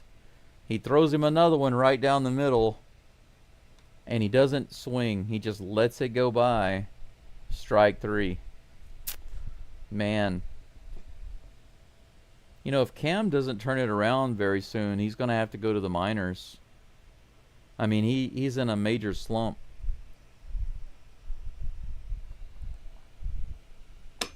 It seemed like, at the very least, he was going to be consistently average. But he has just been going down, down, down, down, down. Right now, his batting average is at 254. And you might think, well, that doesn't sound too bad. But good grief. I know for a fact that if you go back from the All-Star break until now and you look at his performance, it's well below 254. Probably not even 200. He's really, really suffering right now. You know, if you look at the stats of our lineup, there's no reason for us to only have 3 runs on the board. We've left 13 runners on base. 13. Red Sox have left 5 on.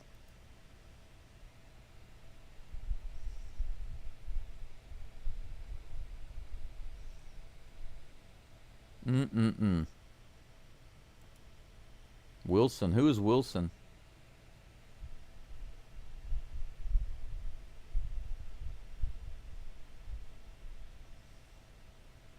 You're talking about The pitcher who just came in.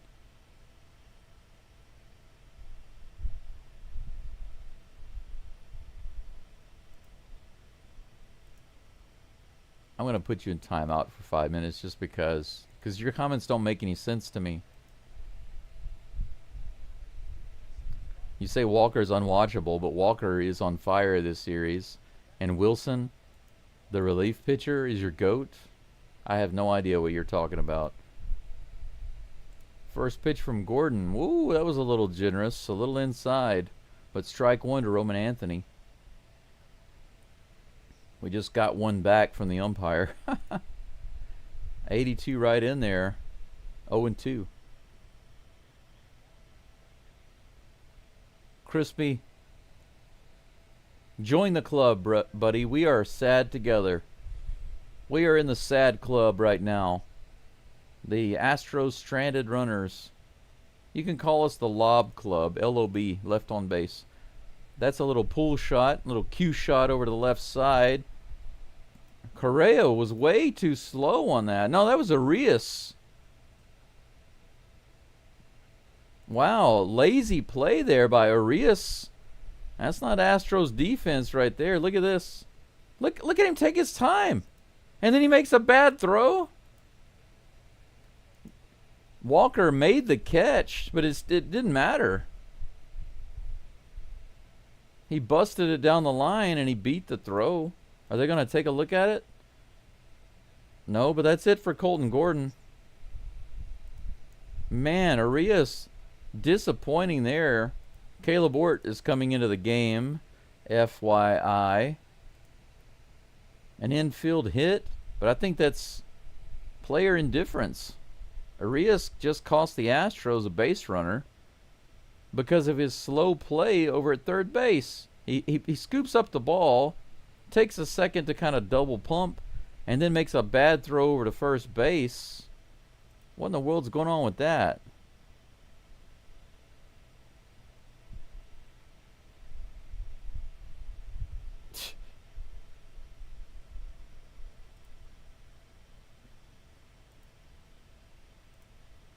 Coming in here talking about Bitcoin with a name like TradingView, you're going into timeout. 30 minutes. Think about what you've done. This is not a chat for Bitcoin. Yeah, Casey, you're right. Get a beer and chill. I mean, it's a little early here for a beer. It's 6:42 in the morning.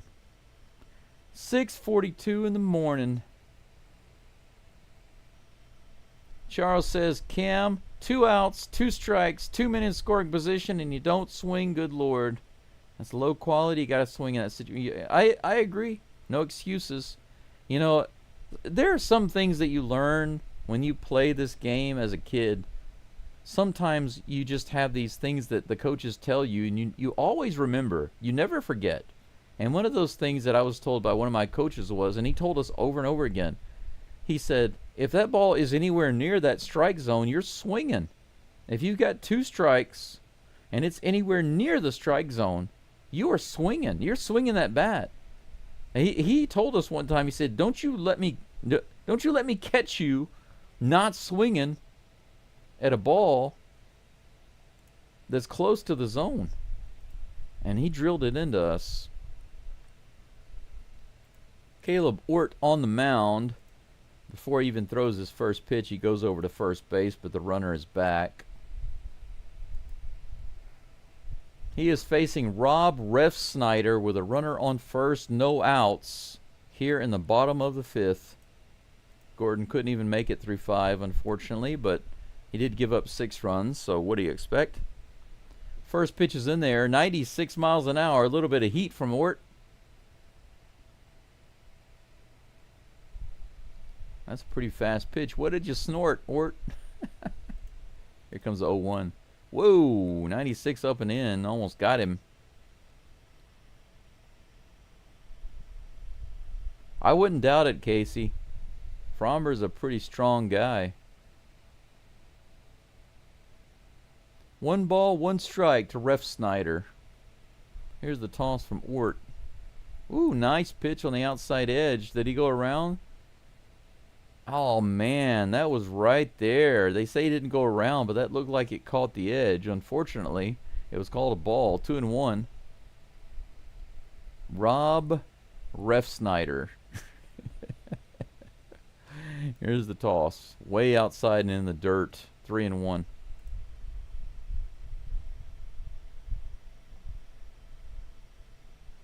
Yes, Charles, I'm with you. Get serious. Win this game.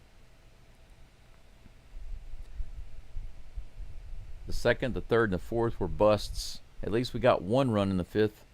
We still got a few to make up. This is a 3-0 game, basically. Here comes the 3-1. Swing and a miss. Nice 97 mile per hour heater. He cranks it up a little bit more. Is it just me, or does Ort seem to be getting faster as the season progresses? How awesome would it be if he jacked up his fastball up to 99, 100 miles an hour? Here comes the 3-2. Woo, yeah, baby. 97 miles an hour right in there. Refsnyder took off like he was going to go to first base. You can't go on that. You can't get walked on a strike right down their middle like that. Are you crazy? Are you crazy? Man, look at that. 97. Boom. Boom, baby. Look at him take off like it's a walk. You fool. One away. Trevor Story at the plate. Low and outside just a little bit. Ball one.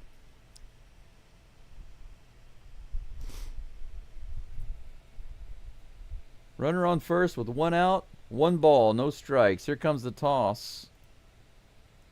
Ort gets that strike. 93 in the bottom of the zone. Nice cutter. The count is even. 1-1. The count is even or something. Here comes a 1-1. Swing and a miss. 97 on the inside edge. Ort tossing the heat.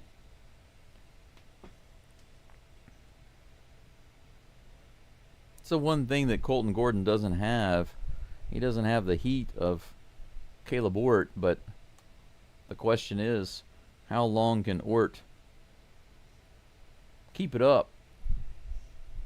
1 ball, 2 strikes to Story.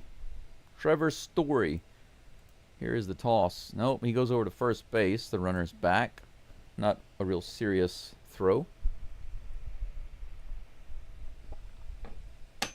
Cold coffee. I just realized that I heated my water up and it's sitting in there waiting for me to pour my fresh cup of coffee. Here's a pitch. 97 in the top of the zone, fouled off. I guess I'll have to wait until the end of this inning before I can replenish my coffee.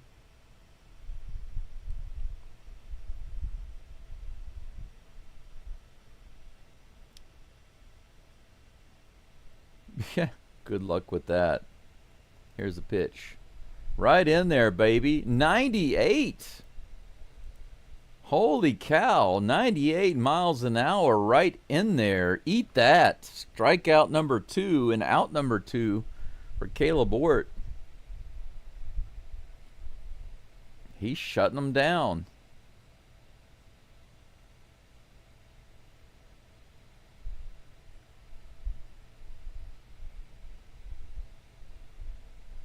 Carlos Narvaez at the plate. 97 in the top of the zone, but called a ball just a little high, I guess.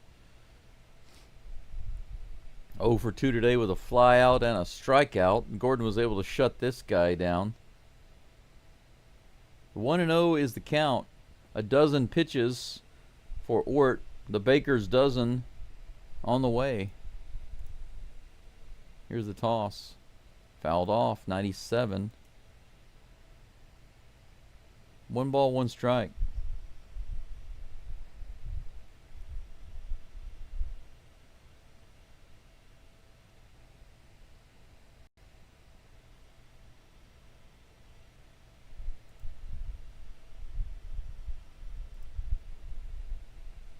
Little toss over to first base. The runner goes back and the crowd boos. Ort wants a little break. Rub up the baseball a little bit.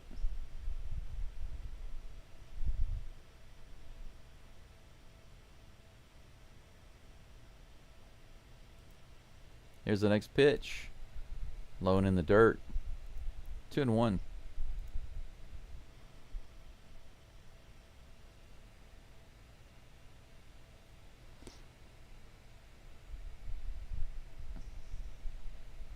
Two outs, 2 balls, 1 strike. Runner on first. Trying to end this 5th inning. Here's the pitch. Fouled back. 97 in the top of the zone. Counts even. 2-2. I think this is quite the change for the Yellow Sox to go from Colton Gordon to Caleb Ort.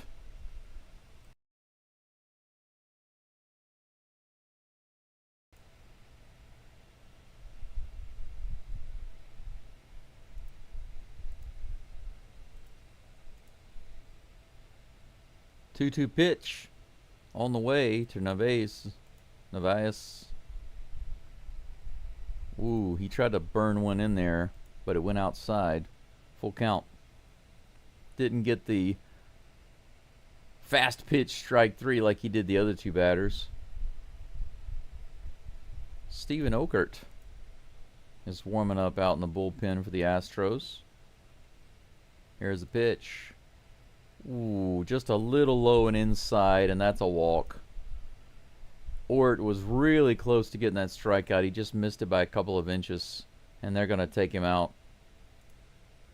Jaron Duran is due up.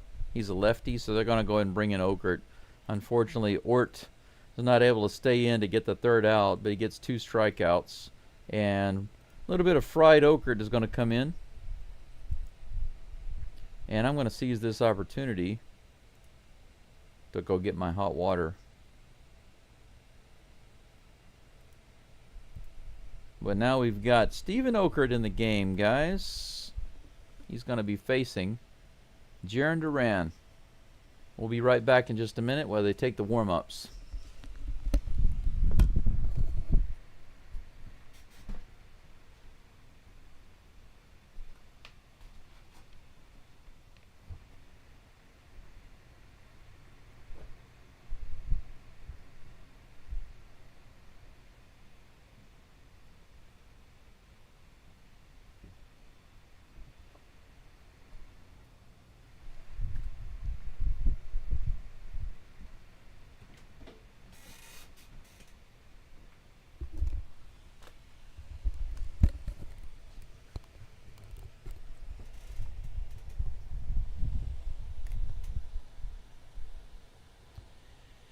Fresh cup of coffee, fresh cup of coffee. Hoshi. Anybody know what Hoshi means in Japanese? It's a very easy word to say and remember. Hoshi. It just means want. I want. Watashi means I. Watashi wa hoshii desu. Means I want. Watashi is I. But if I just say hoshii, it's enough. Because I guess you could say the I is understood. So you don't have to express it unless you need to be clear. Steven Okert is on the mound facing Jaron Duran. First pitch on the way. Here's the toss. A little high, ball 1. 82 mile per hour slider? Yep, that was a slider. Runners on first and second. First base runner is courtesy of Colton Gordon. The second one is courtesy of Caleb Ort. Here comes the next pitch from Okert. Swing and a miss. Nice slider. Wow, that one moved so much it looked like a Swiffer. 1 ball, 1 strike to Duran. Duran. Here comes the 1-1. Fouled off. Another slider. 1 ball, 2 strikes. If somebody sends me a $5 donation, I will go to the cafe for breakfast after this game and try to make myself feel better, or I will celebrate a victory. One of the two. Otherwise, I will stay here and cook at home today. and continue to do some cleaning and DIY around the house, because it needs to be done. 1 ball, 2 strikes to Duran. Here's the toss from Okert. He serves it up, baby. Eat that. Fried Okert is served. Steven Okert comes in and gets that final out. So the Astros need to bring in a couple of relievers, but they shut it down. Colton Gordon started the inning off with a lazy fielding play by Urias that allowed a runner to get on. They went ahead and pulled Gordon out, put in Caleb Ort. Ort came in and got a couple of really nice strikeouts. Unfortunately, walked a batter. With 2 runners on, they decided to pull him out. They didn't want him to face the lefty. Pulled in Steven Okert. He got the final out. No damage done. 9 hits for the Astros, 7 hits for the Red Sox. 3-6. The Astros are down. Taylor Trammell is due up. 1 for 1 today. He's been on base every time he's been to the plate. Ramon Urias, let's hope he comes to the plate and he can make up for what he did at third base just a moment ago.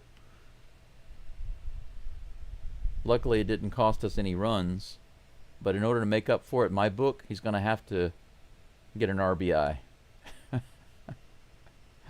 And Jose Altuve's in the hole. He will bat again here in the top of the 6th.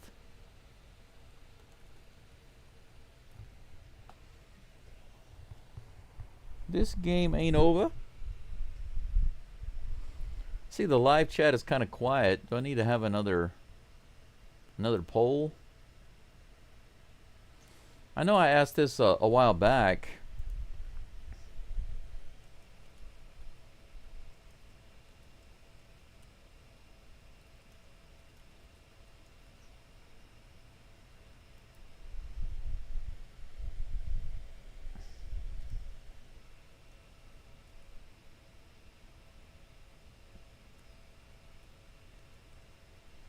First batter is the Tram. Here's the pitch. No, they got it looks like they got a pinch hitter. He fouls it over to the right side. That's Dubon. Okay, so they pulled out Tram for some reason. They pulled in Dubon, and on the very first pitch he goes after it. Steven Matz is in the game for the Red Sox. 1 away.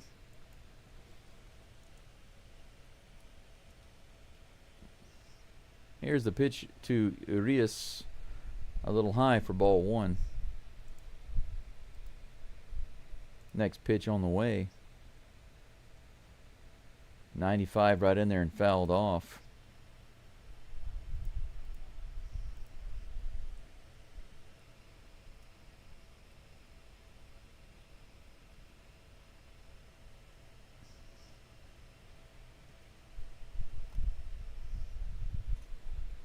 There we go.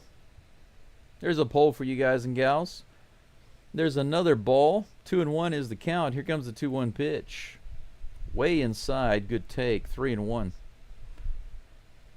96 miles an hour on the sinker. Altuve on deck. Here comes the next pitch. A little low and inside. Ball 4. There we go. All right. So you got a walk. That makes up for it. Altuve, extra base hit. We need you, buddy. Most hits in the league since July 1st.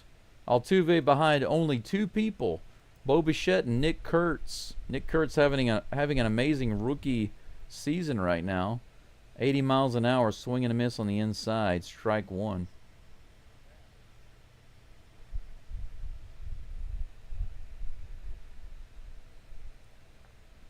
Here comes the 0-1 pitch. Altuve goes after that one. 80 miles an hour on the curveball. Misses the low curveball. Whoa. I went a little happy on the water here. My cup runneth over. 0-2 is the count. Come on, Altuve, you can do it. Here's the toss. Wow, 94 way above the zone. Altuve swung at it and lost his helmet. Terrible swing there. That was such a bad looking at bat there. But Altuve was trying to hit the ball. He was determined to swing and hit it. But man, look at this. He does have the ability to hit those sometimes, but man, it would have been nice to have a little more patience at that at bat. Sanchez at the plate takes that first pitch on the outside for strike one. 2 outs, runner on first. Here comes the pitch. This is hit hard into center field, but it looks playable, and that's going to be out number 3. Astros do nothing in the 6th inning except for a walk. Another runner left on base for the Stros. 9 hits for the Astros and 7 for the Sox, but we are down 3-6. We go to the bottom of the 6th, just like that. No rest for the weary.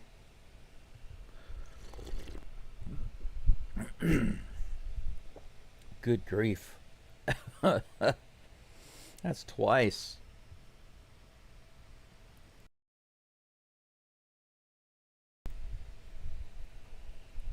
Down the wrong pipe. Man. Whew.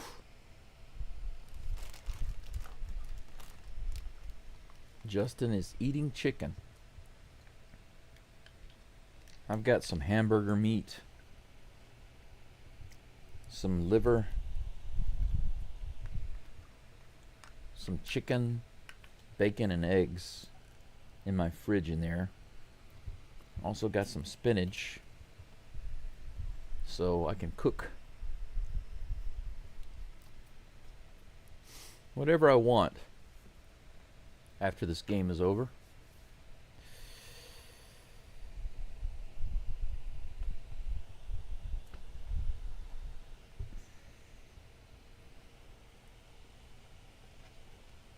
I really don't need to go to town.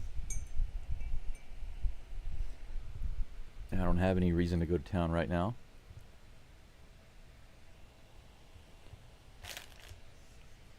Could just cook a nice lunch or breakfast. I keep thinking lunch, but it's 7 a.m. here right now. By the time this game is over, it'll still be breakfast time.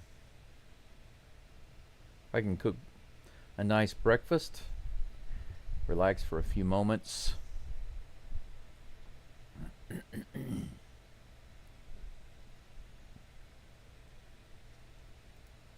Ogert is still on the mound. He is facing Cedon Rafaela. First pitch is a swing and a miss on that 81 mile per hour curveball.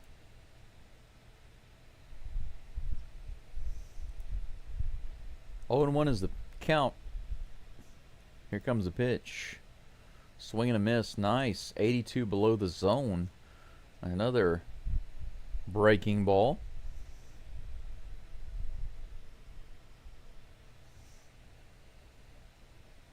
Here comes the next pitch from Ogert. Man. That was ripped down the third baseline. Foul.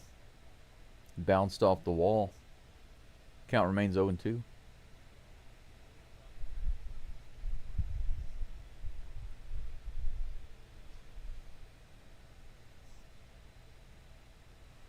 Oh, and 2 is the count. Here comes the next toss. Swing and a miss. Nice. He dropped that one below the zone. The last one was in the zone, and he ripped it down the third baseline, but the one below the zone, that's where the sweet spot was.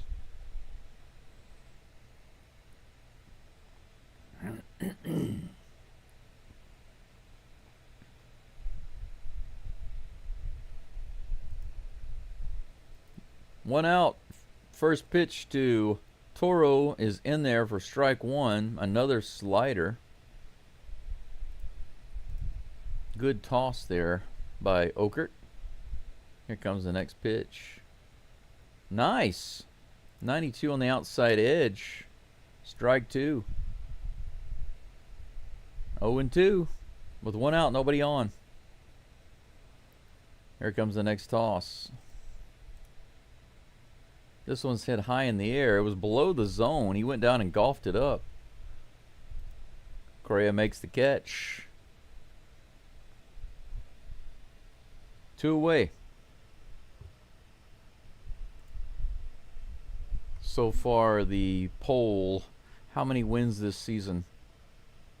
50% of you think 85 plus. So far, nobody thinks 95. We'll see. Here's the pitch. Right in there. First pitch to Romy Gonzalez is on the lower outside corner for strike 1.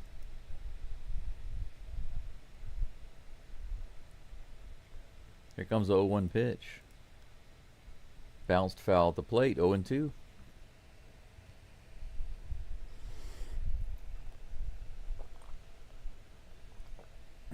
That's good stuff. Good stuff right there.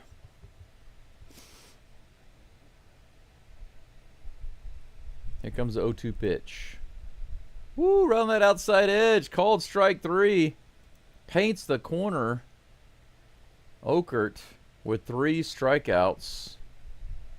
6-3. The Astros are down, but so far the relievers getting it done. They haven't given up anything. All 6 runs on the board are from Gordon. After that, 2 innings of shutout ball by the relievers. We go to the top of the 7th, down by 3. That's not a big deficit. We just need 3 runs. And still got 3 innings to do it. Carlos Correa is leading it off, followed by Christian Walker and Yainer Diaz. Now, if we look at Correa's performance so far, he had his first hit with the Astros, back with the Astros rather. His last at bat, he's 1 for 2 today. Diaz has 2 hits.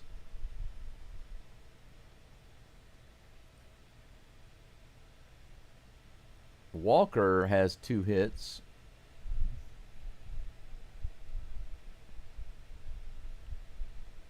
Astros have a really good opportunity here. We've got guys coming up who've been hitting the ball.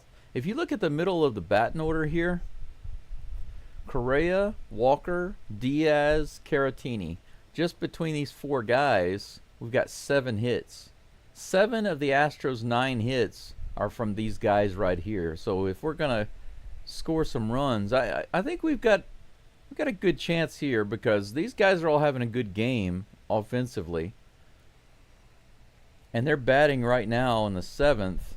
If we get something going here, they might be able to bat again in the 9th. All we need is for Cam Smith, Dubon, Urias to add a little something. Urias does have 1 hit. Trammell had a hit, but they pulled him out for Dubon. Garrett Whitlock is now in the mound.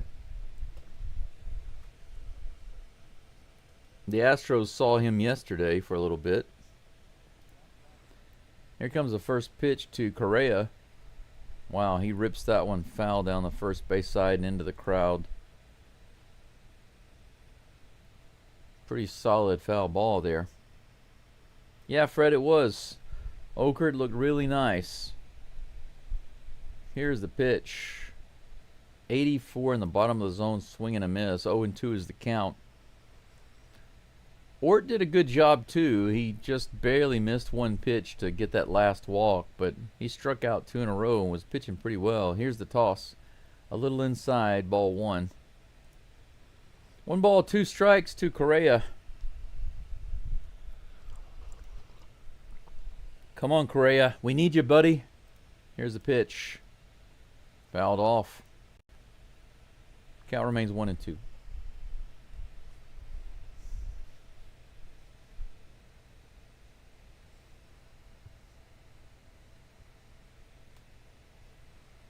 One ball, 2 strikes. Here comes the pitch.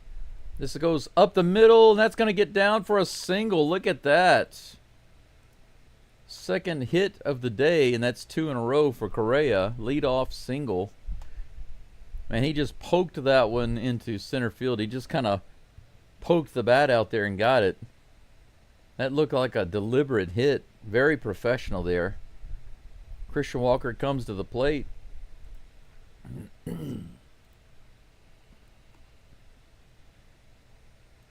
Here's the first pitch.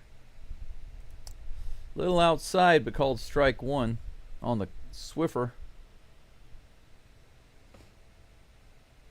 0-1's the count. Here comes the next pitch by Walker. Way outside. The slider had more movement on it than the Swiffer did. 1 ball, 1 strike.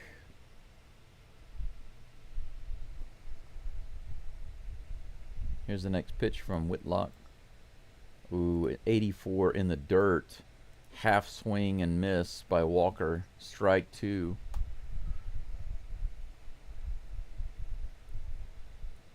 Come on, Walker.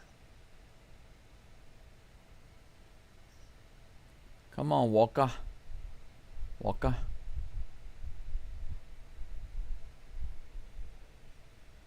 Here comes the 1-2. Fouled off. Right in the bottom of the zone. The changeup. Count remains 1-2. Astros now have an even 10 hits after that after that Correa single. Here comes a 1-2 count to Walker outside. 2-2. This is the part of the batting order we need to be hitting the ball. We can do it. Here's a pitch. Ground ball to third. It's going to be hard played by the third baseman and safe at first base. So Correa is thrown out at second base, but they can't get the double play. Walker hustled down the line to avoid the double play. That was a nice rip down the third base line. Bregman quickly got it over to second base, but they're not able to turn the double play. So Walker's on with a fielder's choice.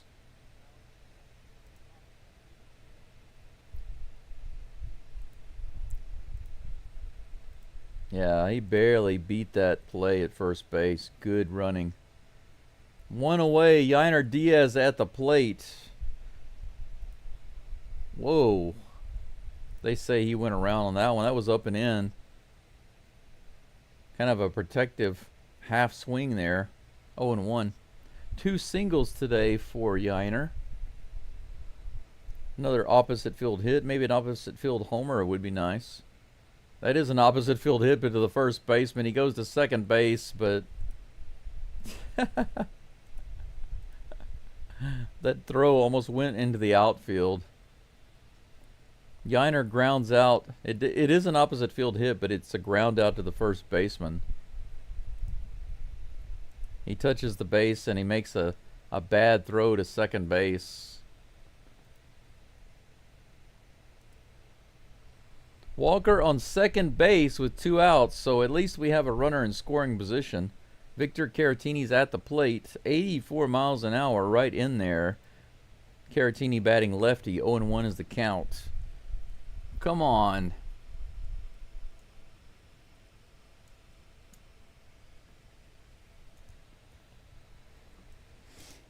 Come on, Caratini. Let's go, baby. 0-1 is the count. Here comes the pitch. Right in there. Strike 2. Why would you not swing at that? 83 miles an hour changeup. That's batting practice, buddy. Speaking of the bat.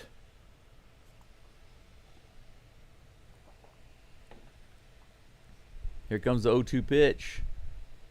Opposite field hit. Walker's being waved around. Here's the throw. Play at the plate. He's out.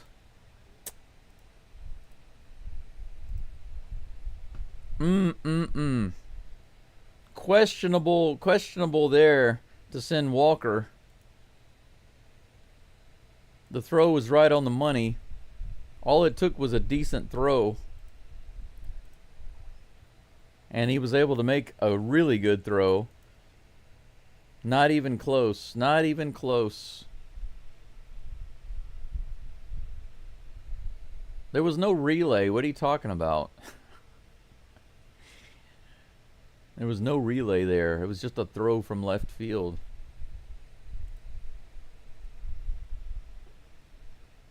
Yeah, shoot, I'm Paris Chica's over there on third base, and I know a lot of people like him, but I just think he's so-so.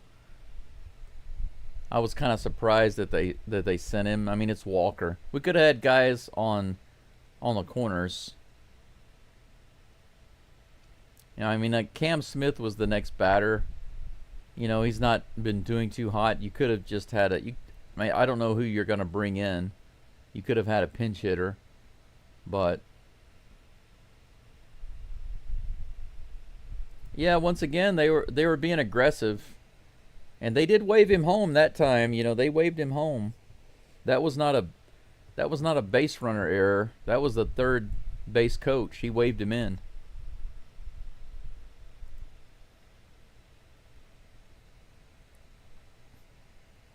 Well, I think the throw was good.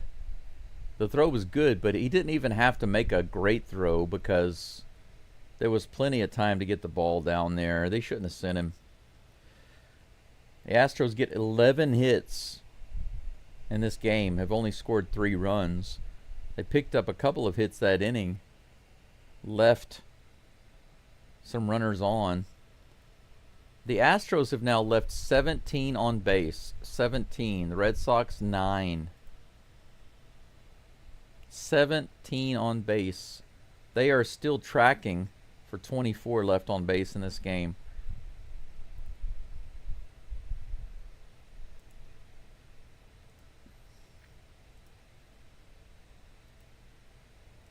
Yeah, there was just no chance. Why did they send him? Why did Paris Chica send him? We're down by 3. You know, it's not like we're down by 1. We need a lot more than that. It would have been better to preserve the runners at first and third, but all right, guys, buckle up. Hector Neris is on the mound. What are we gonna see today from Hector Neris? What are we gonna see from Mr. Hector Neris? We will find out. Alex Bregman at the plate. Astro versus ex-Astro. Actually, Astro, ex-Astro, returned Astro versus former Astro.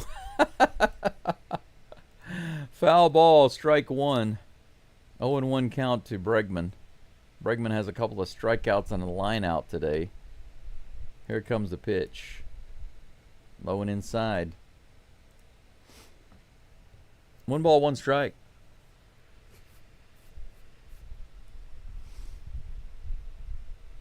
Here's the next pitch. In the dirt. 2 balls and 1 strike.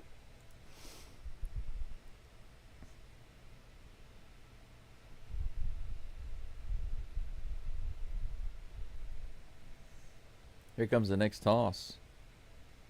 This is hit high in the air. Another infield fly to the catcher, to Yiner. No, I'm sorry, to Caratini. Whoa, he barely makes that play. The wind was blowing it around, but Caratini was able to grab it at the last moment. Good play, Batman.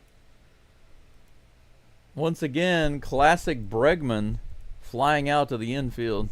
Look at that.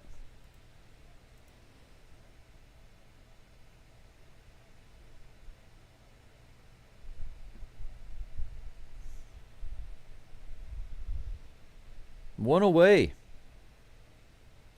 Roman Anthony at the plate. Here's a pitch from Neris. Right in the top of the zone. 83-mile-an-hour splitter. Strike 1.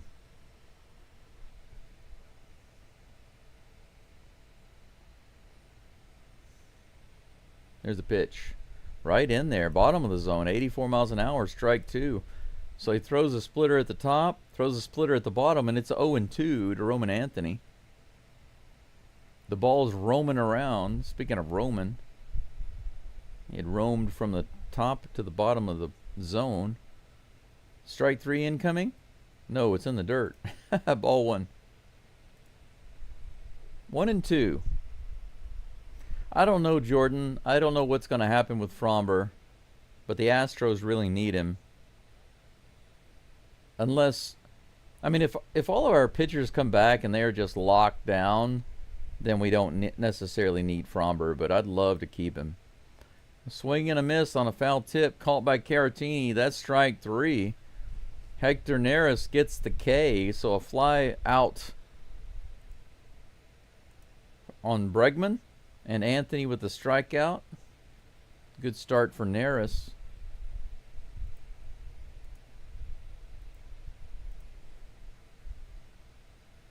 That brings up Rob Refsnyder. Not Rob Schneider. Here comes the pitch. Little high and outside on the fastball. Ball 1.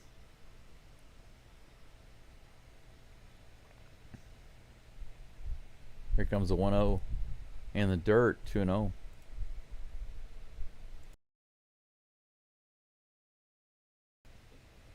Neris, after that pitch, let out some choice words. I could hear them. Here comes the 2-0 pitch. Right in there, and that's hit hard to left field all the way out to the wall. Off the wall, big bang. He's going to rush to second. DeBon overthrows second base. He put a little too much beef on the throw. That's a double for Refsnyder. A double off the Green Monster.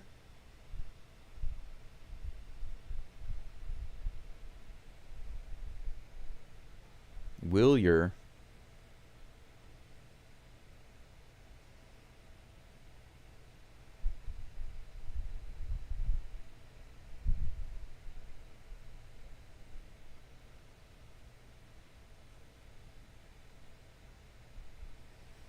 Neris is now facing Trevor Story with 2 outs, runner on second.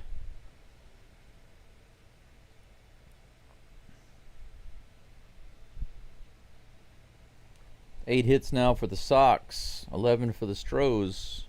No errors for either team.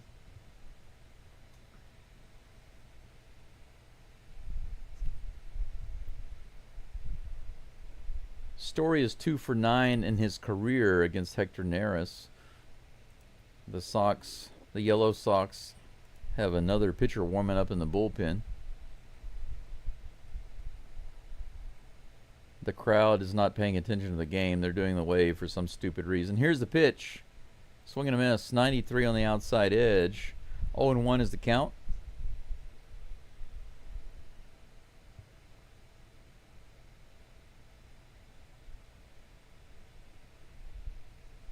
Oh, and 1 is the count. Here comes the pitch. Hit hard to right field. Is that going to be down? Yes, it is. A 1-hopper to Cam. He brings it in. That's going to be an RBI. Second base, he gets second base. The throw from right field is not in time. It's off target. Correa's not able to get it. Bad throw by Cam Smith from right field. That's going to be an RBI double. The game is 7-3. 2 doubles in a row. Hector Neris has actually done this several times this year. He gets the first 2 batters, looks really good, and then he starts falling apart. Don't quite get it. Carlos Narvaez at the plate takes that first pitch for strike 1, 84 miles an hour on the splitter. 9 hits now for the Sox. Astros down by 4. Here's the pitch. Low and outside, 1-1. Astros are going to have to wake up and have some big innings. They haven't had a big inning in a long time. Here's the 1-1. Nope, he comes off the bag, fakes the throw to second base.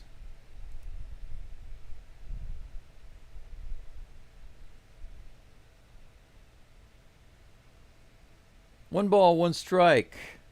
2 outs, runner on second. Here comes the toss from Neris in the dirt, 2-1.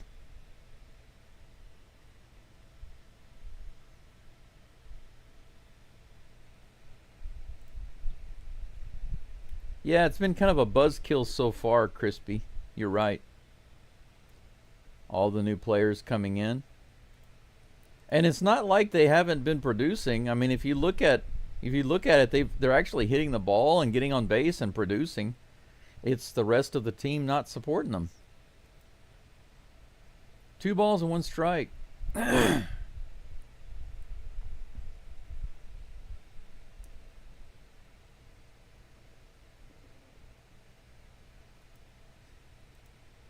Umpire and Neris, they're complaining about something.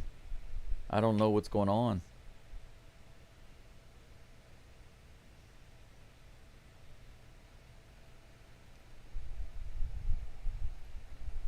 Neris drops the ball, and they call a balk and send him to third base. Send the runner to third. Story is on third base. 2 balls and 2 strikes right now on the base.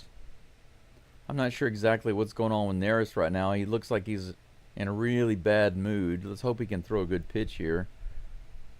Little low outside, ball 3. The count is full. Man. Neris having a meltdown kind of on the mound. Come on, man. Focus. Lock it in. Here comes the full count pitch. Right in there, but fouled off.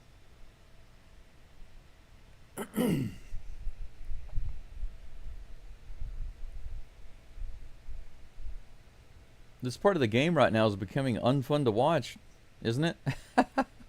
Here comes a 3-2. No, he steps off. Disengages. The crowd boos.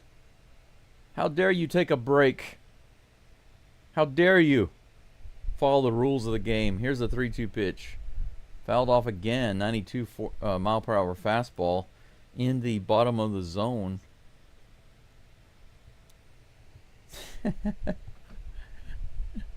This crowd.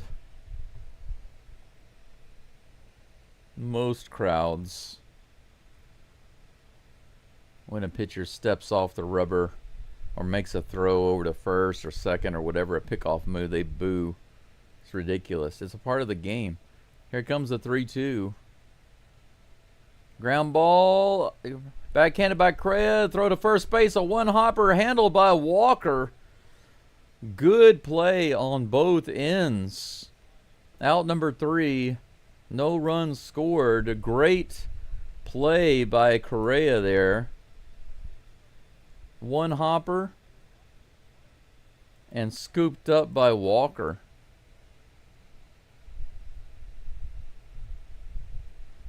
I'm not sure exactly what's going on here. But apparently Hector Neris starts freaking out with Trevor's story. Okay, now I understand what's going on. Okay. Hector Neris was accusing Trevor Story of sending signals from second base to the batter. And so he was probably saying some furious things, and the benches kind of came out to calm the situation down. Everybody's all good now. The situation is diffused. But man, Neris, that's one of the things that people say, that they really like the passion of Neris, but I don't think that it's his passion. I think that he's just really emotional. And there's no real place for that, to just be emotional.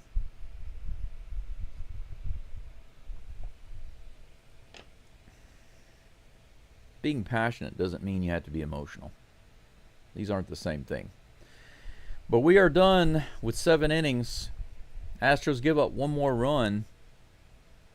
They are down 7-3 going into the top of the 8th.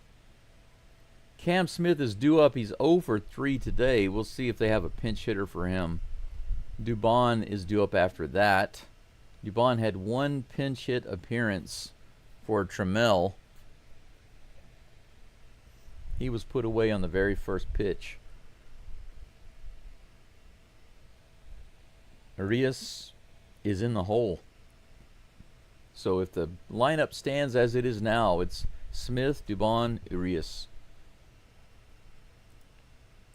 Let's go ahead and close this poll.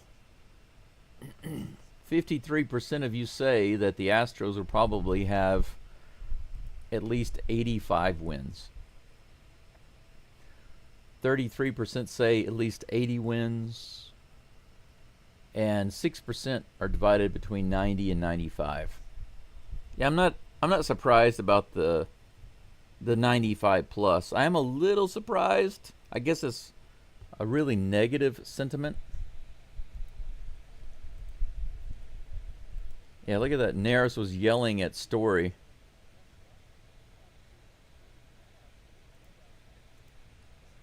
Yeah, Neris yelled at him as he walked by.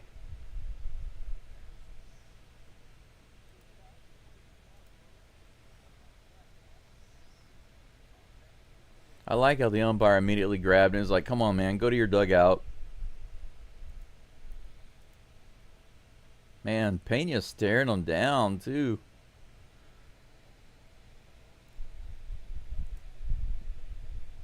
Jordan Hicks is the new pitcher. The very first pitch by Cam Smith is hit into right field for out number 1, a fly ball. So Cam Smith puts the bat on the ball, but he flies out immediately.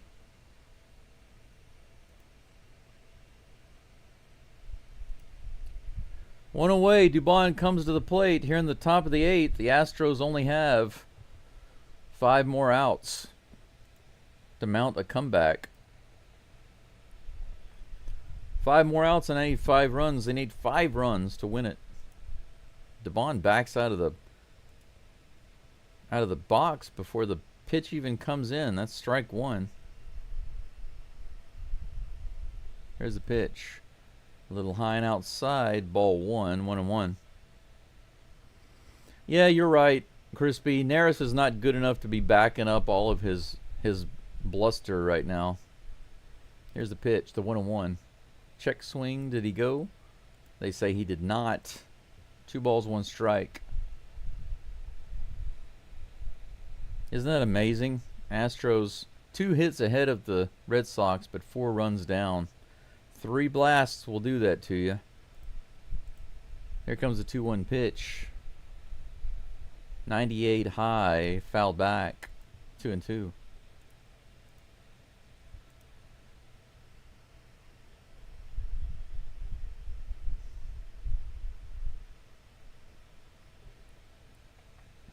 Yeah, Cam Smith is the clock's ticking. Clock's ticking for him right now. Shoot, I agree with that. Fouled off. Count remains 2-2 to Dubon. Come on, Doobie. We need you, bro. We need you to perform right here. We got to get something going. We need a rally. Here comes the 2-2 pitch. Ground ball right side, and that's through for a hit. There we go. Single. 12 hits now for the Astros.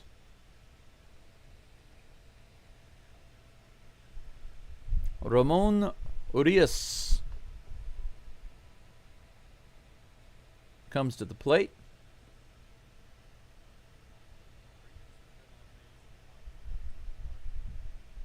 One walk and 1 hit today. Doobie on first with 1 out. Here's the pitch. He fouls it off on the first base side into the crowd for strike 1. 98 mile per hour stinker.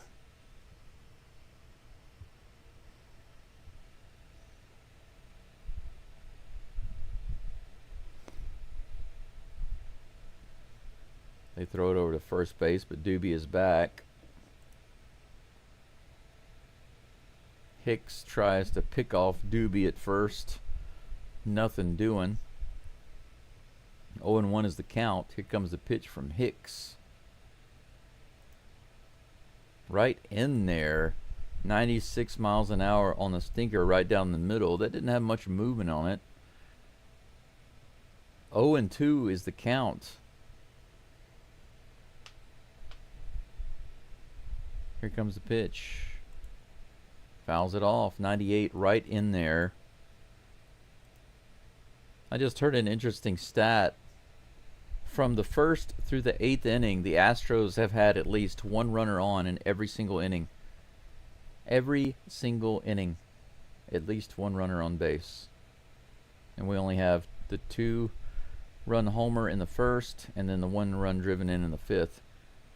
Strike 3, the foul tip, 97-mile-per-hour fastball into the glove of the catcher, and that's out number 2.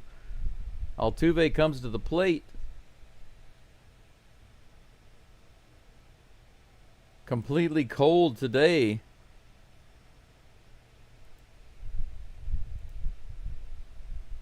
Oh, for how many? 4 with a strikeout. And 3 runners left on base for Altuve today. He fouls that one off right in the top of the zone, 98 miles an hour. He went after it, got the bat on it. Hicks tried to blow it by him, but he was able to foul it off. Come on, Altuve. We need you, buddy. Just like we need Dubon. We need you. 99. He check swings on that one, but it's in there. He's going big-time heat against Altuve. 0-2 with 2 outs. Runner on first. Way high. They had no intention of pitching that one in the zone. That was the plan. Put it way up there and hope for Altuve to chase it. He did not. 1 ball and 2 strikes. Come on, Altuve. Here's the 1-2. Bounces it to the right side, and that's going to be through. Doobie's going to move over to third base.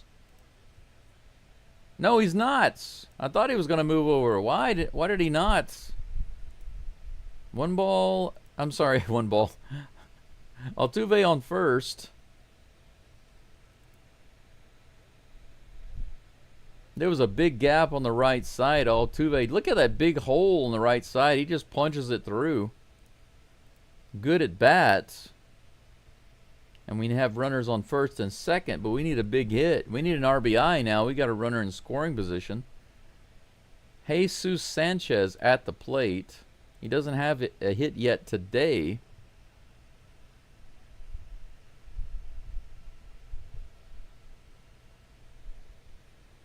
One ball and no strikes to Mr. Sanchez. Here's the pitch. Whoa, way inside, 98 miles an hour. Almost nicked him on the leg. 2 balls and no strikes.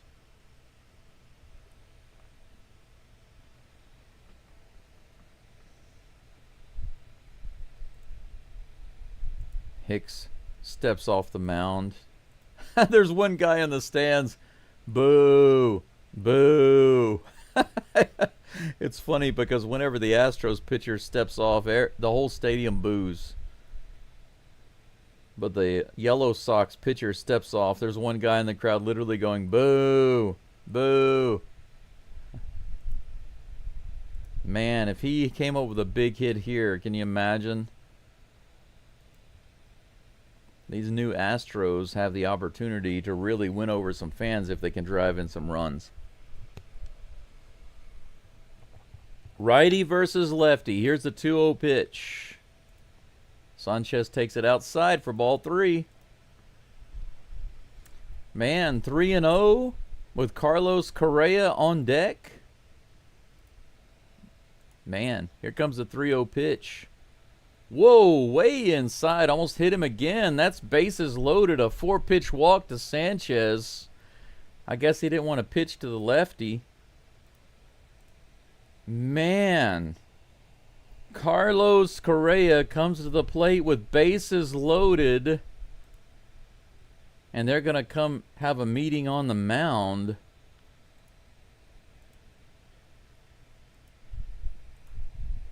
Bases loaded, guys. 13 hits for the Astros. They are down by 4. Carlos Correa at the plate. Bases juiced. Man, 3 grand slams in his career. Batting .260 with bases loaded.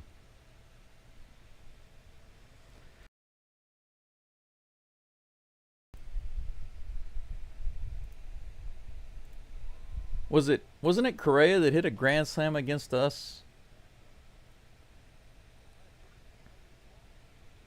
Or was it Springer? One of those guys. First pitch from Hicks to Correa on the way. Low, ball one.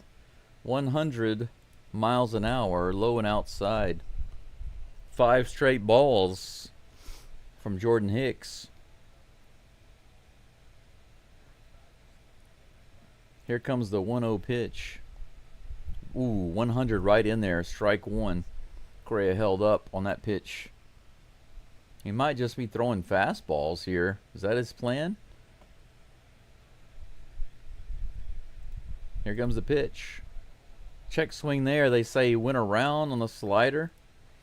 1 ball and 2 strikes. Come on, Correa. Mr. Clutch.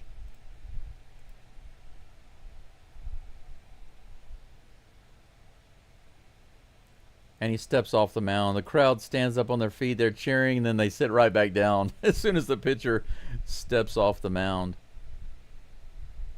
All right, he's back up on the rubber. Here's the 1-2 pitch. Right in there. Can you believe it? Can you believe that? 99 right down the middle, and Correa didn't even check swing. He just took it. Carlos Correa. I don't even know what to say. There aren't many things that make me want to shut down the computer and go do something else. But that right there, that right there, that kills me. I would rather see Correa go up there and swing at everything with bases loaded in the top of the 8th. We're down by 4. We got bases loaded with 2 outs. And he takes strike 3 right down the middle. What is it with the Astros taking strikes right down the middle?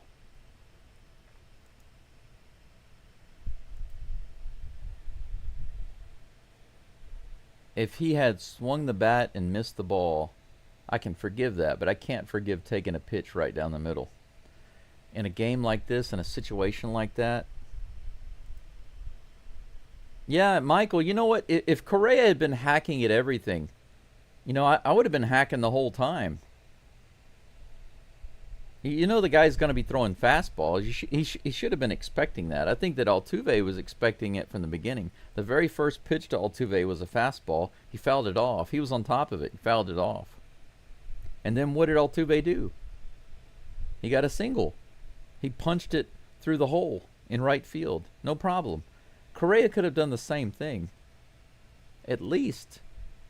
But if he's not going to purposefully try to punch it in a certain spot, he could have at least been hacking. Yeah, right, Fred. You're right, guys. I mean, think about it. If you hack at the ball 3 times in a row and you miss every time, obviously that's a strikeout. But at least you have 3 opportunities to put the ball in play. Do something. Do something. But how could you do that? How could you do that? Nick Hernandez is in the game for the Astros right now, in the bottom of the 8th. First pitch is a strike in the top of the zone. Jarren Duran is batting.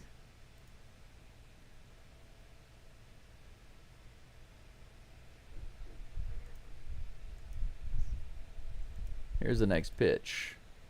Low and inside. Ball 1. 1-1 is the count.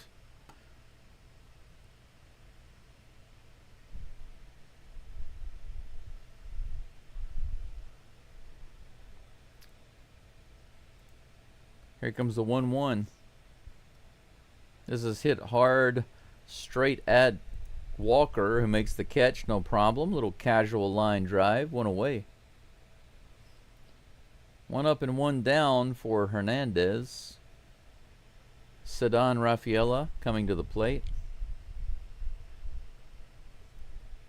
Well, I don't think there's any chemistry problem with Correa coming in. I think that actually will help. I really do.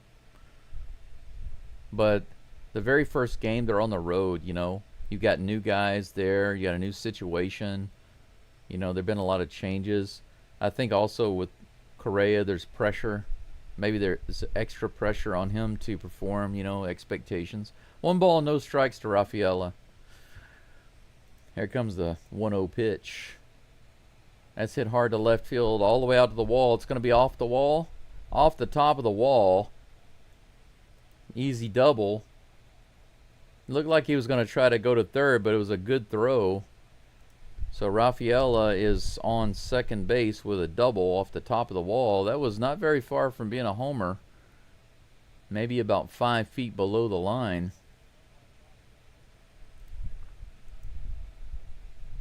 Yeah, not even 5 feet. Nice throw by Doobie all the way to third. One hopper. Look at that. Rafael was thinking about going to third, but he put on the brakes. That's right. 1 out, runner on second. First pitch to Abraham Toro is outside for ball 1. Red Sox now in double digits with their hit. They have 10. The Astros have 13. Here's the pitch. This is hit high in the air. Cam Smith comes in from right field to get it. He brings it in quick to Correa. Runner stays at second base. That's 2 outs.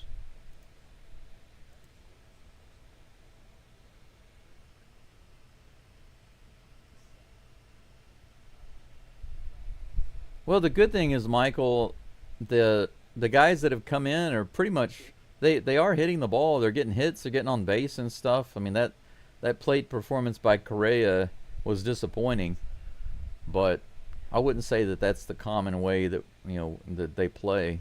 That's not the average, the expectation there. I don't think we're going to see a whole lot of that in the future. First pitch is low to Romy Gonzalez. 2 outs, runner on second. 1-0 is the count. Here comes the pitch. Hernandez gets a grounder to short. Correa scoops it up and fires the first. And that's out number 3. So in the bottom of the 8th, nothing doing except for a double. Nick Hernandez manages to get through it. 4 up and 3 down. 1 hit, no runs. So can't complain too much about the Astros relievers if you think about it. You know, they had to come in early from the 5th. 5, 6, 7th, 8th. The 4 innings, they've given up 1 run. That's a lot better than Gordon did in 4 innings. They gave up 6 in 4. The relievers have given up 1 in 4. It's kind of opposite today, where we were having some issues a couple of weeks ago after the All-Star break with the relievers giving up too many runs.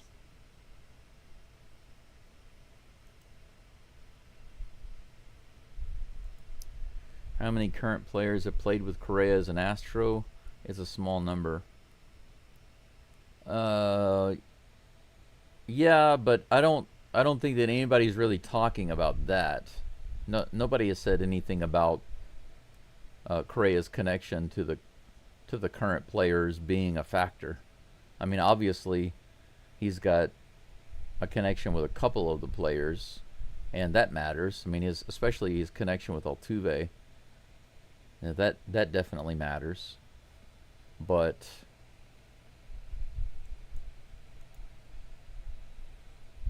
it's because he fits in well with the culture of the organization and the clubhouse. That's the main thing. But I will say this. That's not the main thing that he brings. Most of the Astros fans are thinking, there was a poll they did. They showed it earlier on the screen. I didn't show it to you guys, but they did a poll where a lot of Astros fans voted, and almost 70% said the main thing that Correa brings is leadership. And I'm like, what? No, it's not. Main thing he brings is his playing. Leadership is fine. But the main benefit to the Astros is his hitting. Why would they pay him so much money to come here to just be a leader? We can bring back Maldonado for that. Could have paid Bregman to do that. Christian Walker is at the plate, takes the first pitch for ball 1. Looks like we got a new pitcher in the game, Jorge Alcala.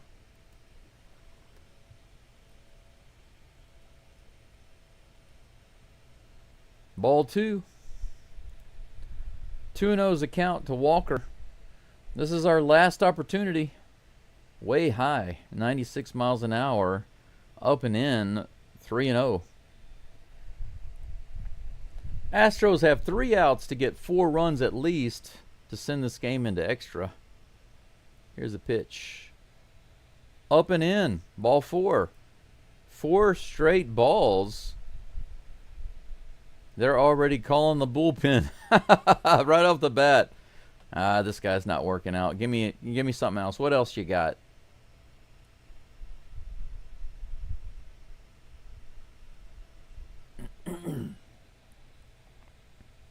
Well, we're definitely down because we're having to rely on a rookie minor leaguer, you know. That's definitely true. But once again, we need to keep in mind it's not going to be like that forever. Our oldest Chapman is warming up in the bullpen. 0-1 now to Diaz. Here comes the next pitch. He hits that one high in the air. In foul territory. Bregman's over there. He makes the catch against the screen. Did it count? Astros might look at it. Bregman grabbed it, but we're not sure if it hit the netting or not. Are the Astros going to challenge? We'll see. Yep, looks like he got it.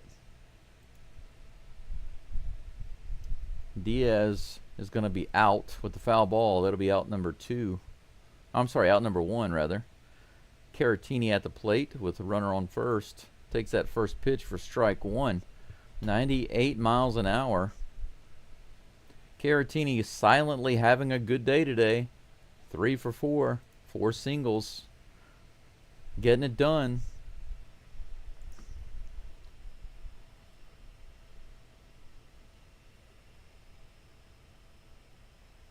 Well, Michael, if it's a big factor for him, then it's a big factor for every team who got new players. You know what I'm saying? 85 miles an hour. I think that people are just heavily focused on it because he has come back to the team. But if he's, you know, like Urias or Sanchez, a new player that comes in the team, nobody's talking about it. That's the funny thing. 84, high and outside, 2-1 is the count to Caratini. I think it's funny how they're talking about it so much with... Everybody's talking about it so much with Correa. That's inside. 3 balls and 1 strike to Caratini. They're talking about it so much with Correa about how much the chemistry is important, but nobody said anything about the chemistry with the other players, and I think that's kind of silly. Here comes the 3-1 pitch. Q shot up the middle, another hit. Caratini rivals it right up the middle. Did he break his bat? Sounded like he might have. 4 hits. Since 2023, he hasn't had 4 hits in a game, and that's his first one of the season. But the Batman is getting it done. And they're going to take him out. They're going to take out the pitcher. I guess they're going to bring in Chapman. It's going to be it for Alcala. Our oldest Chapman headed into the game.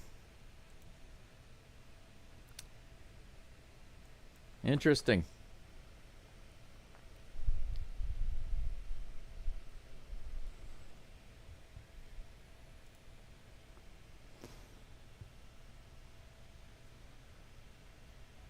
Cam Smith is due up 0 for 4 today. He did line out, kind of a line fly, his last at bat. So he put the bat on the ball. 1 second, guys. I'll be right back. I need to run in here.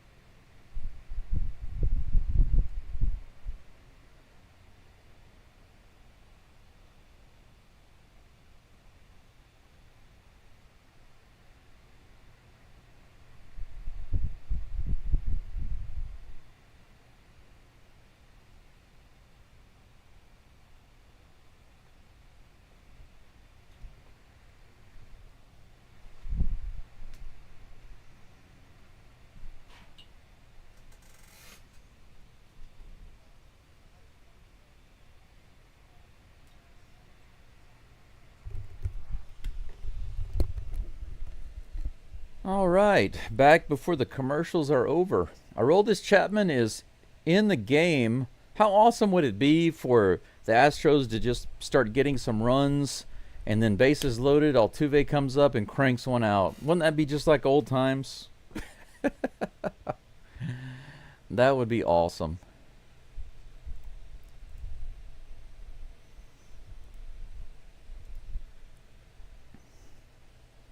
Two runners on with one out. Here comes the first pitch to Cam Smith. Fouls it off on the very first pitch, 98 miles an hour. Runners on first and second, everyone.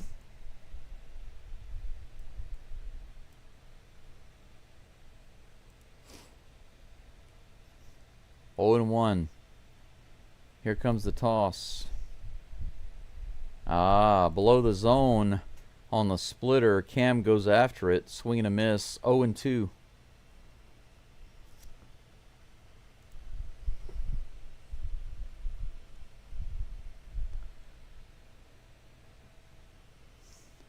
Come on, Astros.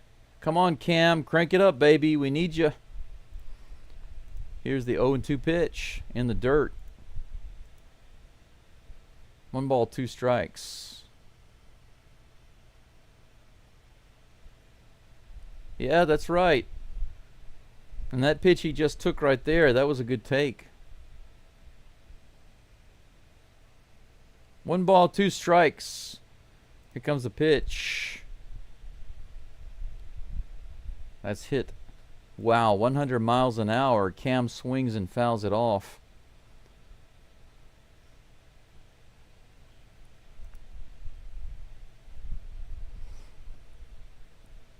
One out with 2 runners on. 1 ball, 2 strikes. Here's the pitch from Chapman. Smith fouls it off again. Fouls it down the third base side. The slider, 88 miles an hour.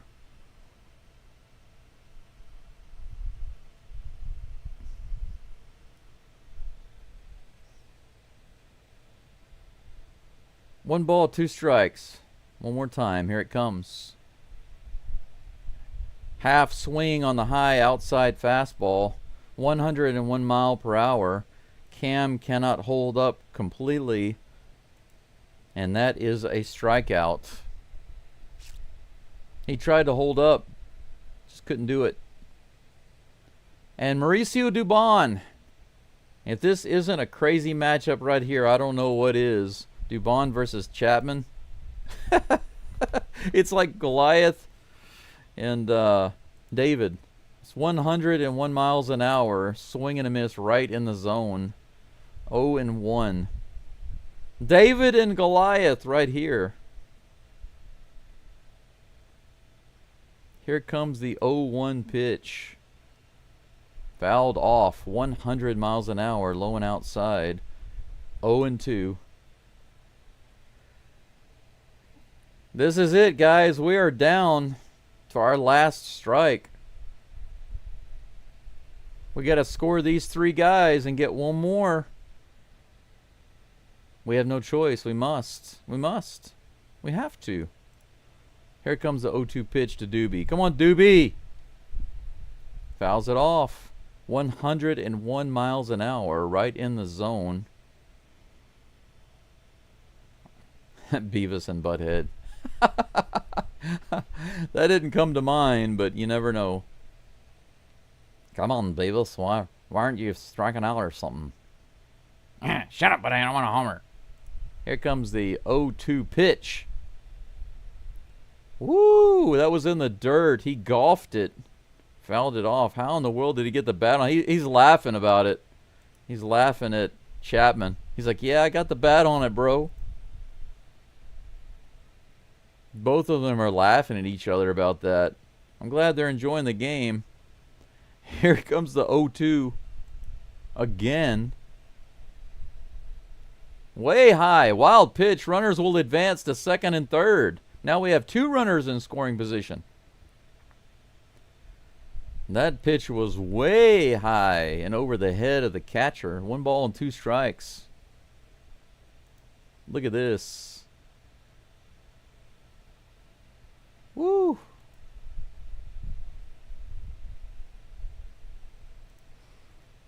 One and 2. Here comes the pitch to Doobie. Dubon hits it up the middle, but it's caught by the second baseman, and that's going to be a ground out for out number 3. And that's it. The Astros come up short. 14 hits for the Astros this game and only 3 measly runs. 10 hits for the Red Sox, the Yellow Sox rather. Hey Caesar, good to see you. Thanks for being here. I'm sorry about the result of the game. I'm just a messenger. And as always, I'm going to do a very quick recap. I'm not going to spend too much time on it and give you a quick preview of tomorrow's game. The Astros have already lost this series against the Red Sox in Boston. Gordon gave up 6 runs. If Gordon had just given up 1 run, the Astros could have won, but there was nothing that the Astros could do. I mean, asking the Astros to get 7 or 8 runs against a team like this is asking too much. It's asking too much. Colton Gordon pitched 4 innings, gave up 7 hits and 6 runs, had 6 strikeouts and 1 walk. It was just not his day today. He gave up 3 homers, 2 2-run shots, and a single homer, a solo homer rather. For the Astros, as far as their relief pitching went, overall it was not too bad. Neris did give up an extra run, but considering how the Astros bullpen had to pitch nearly 4 innings, they did pretty good to give up just 1 run in 4 innings. I mean, Colton Gordon gave up 6 runs in 4 innings. The Astros bullpen gave up 1 in 4 innings. So, you know, a total of 4 innings, yeah. They didn't have to pitch the 9th, obviously. But anyway, the Red Sox used a tremendous amount of pitchers. They used 7 pitchers. We only used 5. That's crazy. Their starter gave up 9 hits in 4.1 innings, 3 earned runs, 3 walks. We were really hitting that guy really well. We got him up to 84 pitches in just 4 innings, but just couldn't drive in the runs. If you guys want to know how many... Oh, by the way, I said earlier in the game, in the 3rd inning, I said the Astros are on track to have 24 runners left on base. Well, guess how many they left on base? 24. They were consistent through the whole game. From the beginning of the game all the way to the end, they were consistently leaving runners on base. Every single inning of this game, the Astros had at least 1 runner on base. In every inning, the 1st through the 9th. Every inning. And they left 24 runners on base. The Red Sox left 12. They cut that in half. So they actually scored with runners on base in a few different situations, whereas the Astros did not. So, situational hitting. The hits were there. The Astros had 14 hits. They had the hits. It's just they didn't have the hits when they mattered the most. So that's 2 losses to the Red Sox. And that's going to hurt our rankings a little more. We've got to do better tomorrow and salvage at least 1 game from this series. Altuve was 1 for 5 today. Sanchez 0 for 4. Correa was 2 for 4. Walker 2 for 3 with another homer. Diaz 2 for 5. Caratini was 4 for 5 today, guys. Cam Smith 0 for 5. Trammell 1 for 1. Dubon 1 for 3. Urias 1 for 3. We had a lot of guys with hits. Sanchez and Smith were the only ones who did not have a hit. 0 for 4 and 0 for 5. But at least Sanchez had a walk. You know, it was a disappointing performance because everybody was getting on base and getting hits, but when we had runners on base, they just suddenly stopped hitting the ball. So that's the story of the game today. Let's take a really quick look at, I think I can show you. Yeah, there we go. You can see all of the scoring right here. Let's move it over just a little bit. There we go. Walker homered. It started off so good in the first inning. 2-run homer by Walker in the first inning. Correa had walked, so we got 2 runs right out the bat, but immediately gave back one of those on the very first pitch. Gordon gave up a solo homer, 2-1, and then in the third, it was tied with a single, 2-2. Again in the bottom of the third, a 2-run homer. So just like that, we went from being up to being down 4-2. In the bottom of the fourth, another homer. Then suddenly we're down 6-2. So from the first to the fourth, we're up 2-0, and then suddenly down 6-2, just like that. It turned around on a dime. Diaz singled in center to score Correa, making it 6-3, but the Astros would score no more runs. That would be it. Story doubled again later on, scoring Ref Snyder, adding on one more run, but it didn't matter. They didn't need it. They only needed 4 runs to beat the Astros today, but they got 7. Disappointing result. Once again, I mean, it's just crazy. What is it? Is it really just luck, or is it a mental block that the Astros aren't hitting the ball when there are runners in scoring position? I mean, we beat the Red Sox in hits, and we spread the hits around. We only had 2 guys that had a bad day that didn't get any hits. But even one of those guys managed to get a walk and get on base. So is there a mental issue? I would really like to know the answer to that question. I seriously don't know, guys. I don't know. Because before Correa and Urias and Sanchez came here, before those guys, we still had this issue, right? We get runners on base, and we've got one of the top batting averages in baseball. We're getting hits, we're getting guys on base, and then not driving them in. And then we bring in Correa and Sanchez and Urias. You know, we bring in some new players, and those guys are getting hits too. They're producing from the very start. They come in producing. They've already got their first hits with the Astros. They've gotten on base, several hits. They've gotten on base several times. They're actually hitting the ball. But we still have the same issue happening, which is get guys on base, but don't drive them in. I don't quite understand what's going on with that. You know, the runners in scoring position and leaving runners on base. I'm serious. I don't even know where to begin to speculate of what the problem is. I just have to believe that it's just a very serious drought of bad luck. Because how can they all, even the new guys coming in, how can they all have the same mental block, right? About not driving the runners in situational hitting. I mean, Christian Walker came in with Correa on with 2 outs and hit a home run. Okay, so we know that they're capable of doing it, driving in guys. So is it just a drought of bad luck? I seriously don't know. I really seriously don't know. I don't know what to say, guys, but as far as the pitching is concerned, okay, Gordon got blown up. Understandable. I mean, every time Gordon pitches, I'm crossing my fingers.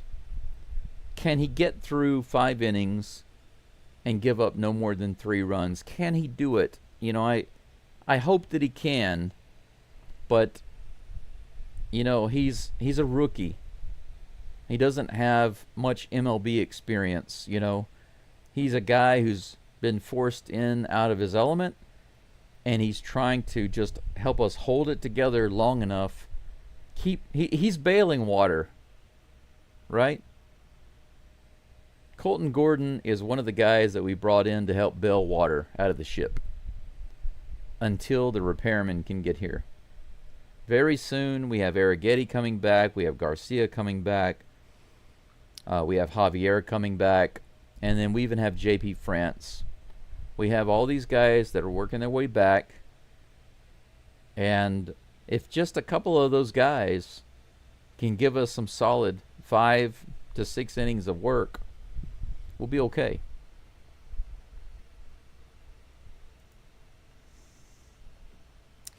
You know, Crispy, that's a good question. Crispy asks, could the hitting coaches have an effect on why we don't hit with runners on? That's a good question because, you know, maybe this is a good thing for us to think about, discuss for a minute. I don't mind camping out on this for a minute. My breakfast can wait, I think. I can cook breakfast after this. But I think that's actually a pretty good point. Because I know that the Astros hitters get a lot of flack. And we're trying to figure out, I know that I am, and I'm sure that you guys and gals are, trying to figure out what is it exactly about the Astros bats that's so good to get on base, but not good enough to bring runners in. And it's just happening over and over and over and over. And then when we bring in new guys, it keeps happening. We get on base and then don't bring runners in. So this question of, does it have something to do with the hitting coaches? Now, that's a good question, and it does make me wonder to what extent are they directing the batters in what to do? And if so, or based on that, again, how much effect does that have on what they're doing at the plate? You know? I mean, think about, okay, it's easy for us to hate on Correa for taking a pitch with bases loaded, 2 outs in the 8th inning, right? Take a pitch for strike 3. But it makes me wonder, now that you've mentioned it, Crispy, it makes me wonder, was there something that the coaches could have told him that could have caused him to bat the way that he did? It makes me wonder if maybe that's true. Maybe there's something going on, and whenever the batters are up there, they're kind of battling their instincts. Because I remember when I used to play baseball for my high school team, and it was different when I played in Tokyo. I played for a team in Tokyo a few years ago, but that's different because that's an independent team, and the coach was also a player, and they were kind of friends of mine. My main friend was on the team, but the coach also became kind of a friend of mine. It wasn't too serious. It was very relaxed, and nobody was going to tell me how to play or how to bat or how to field or anything like that. But when I was playing in high school, I remember sometimes going up to the plate and being told some things by the coaches. We had a few different coaches, and I'm getting ready to go up to the plate, and I'm thinking about what I need to do to hit the ball, get on base, move the runners around or whatever. And then the coaches would actually tell me what to focus on and what to do. And now that you mention this question about the hitting coaches, it kind of reminds me of that, because I do remember there were times where what the coaches were telling me to try to do, it made me kind of try to lock in on one particular thing, but it made me struggle a little bit sometimes because I'm just so focused on that one thing, trying to make this one thing to happen. But if the pitcher doesn't give you what you need to try to make that happen, then it could be a really bad decision. It kind of like if you just tell the batter, listen, if they told Correa, listen, when you go up to the plate, we are down by 4, we got bases loaded, you just need to be swinging at everything, just hack at everything, do your best to get it in play, just unload, you know, try to hit everything. They could have said that. Obviously, they didn't. But what if they were telling him to look for specific pitches or to do certain things? Then that would cause him to be second guessing and hesitant. And when you've got a guy on the mound throwing 101 miles an hour, you don't have time to think about that. You know, you've got guys throwing 96, 97, 98 or whatever. Even if they're throwing 93, you don't have a lot of time to be thinking about that. You have to already have a plan of what you're going to do before the ball comes. And you got to be prepared to swing until the moment you decide that you're not swinging. You can't wait and then realize this is a good pitch to hit and then you start to swing. You can't do that. They don't have the time to do that. They have to assume that the pitch is going to be where they need it and start their batting motion, start their swinging motion early. And it's only when the ball starts to come when they realize it's not going to be where they want it, or at least they think it's not going to be, and that's when they hold up. You have to basically be prepared in starting your swing every single pitch, because you don't have time to think about that. You really don't. So it does make me wonder, what did they tell Correa? What are they telling our batters? I really want to know that. Obviously, they're not going to share that information, but I think it's a good question. I never thought about that, but that's a really good question. Yeah, Elbow, I agree with you. Cam Smith, he's looking a little out of his league right now. He needs some help. But you're right. Yeah, Crispy's right. Same thing I said. He's just a AAA rookie that came in to help bail the water out of the ship. That's all, to keep it afloat until we can get our crew back.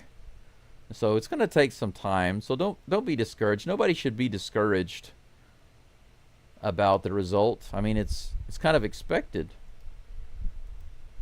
I mean, we shouldn't really be surprised with Colton Gordon giving up 6 runs. It's just one of those things that happens. Now, tomorrow, if we take a look at tomorrow's game, this game for me, if you can see right here, I don't know, yeah, you can see that there. Look at the time right here.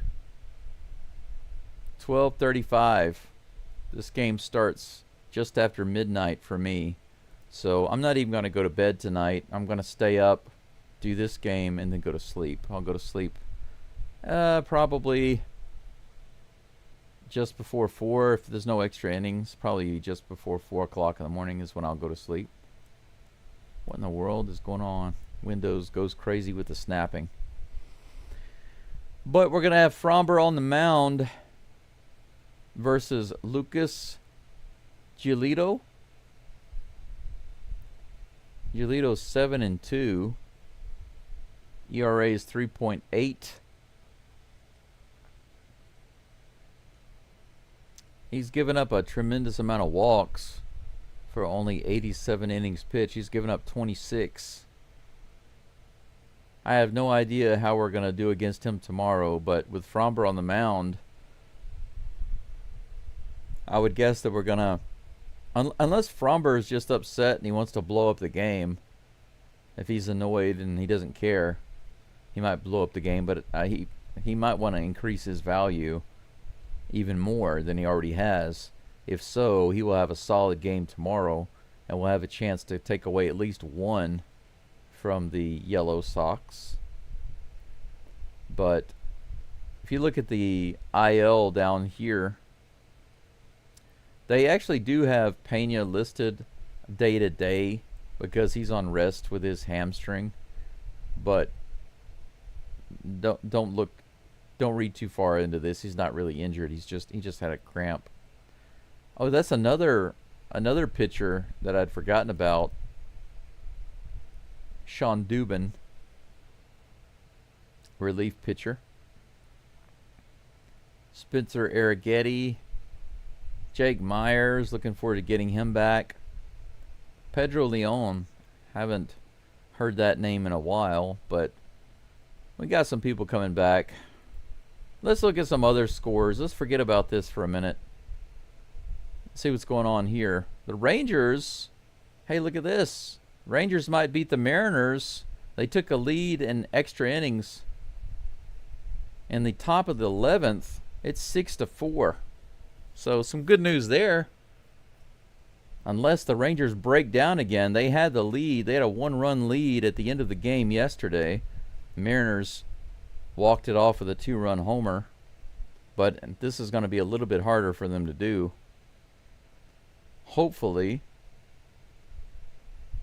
Hey, it looks like the Rangers might even score some more runs. They've got runners on the corners with 1 out. They might add to their lead. Let's hope they do. The Rangers might be knocking the Mariners, the Submariners, down. Send them to the bottom of the ocean. Anything else of significance? It's nice to see that the Rays beat the Dodgers. That's always nice. And the Cubs lost to the Orioles. Man, the Cubs, man, they barely beat the Orioles yesterday. Wasn't it the score 1-0? And look at this. The Orioles beat them today.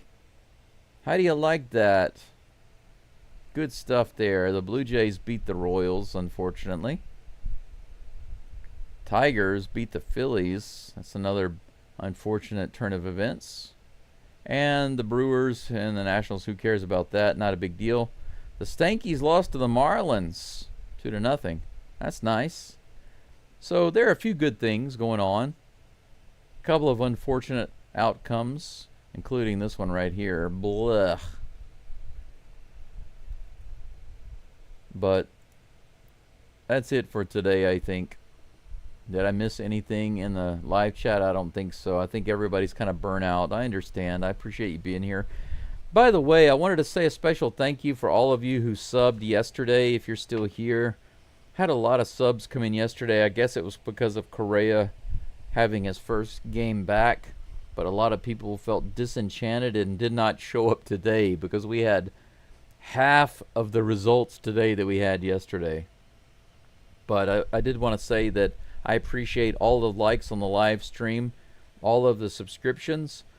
I've had a couple of donations, greatly appreciated. And for all of the positive comments, let's stay positive. And like one of the subscribers said yesterday, let's have a good day on purpose. I hope you all have a good evening because you choose to. And I'll be back in about 16 hours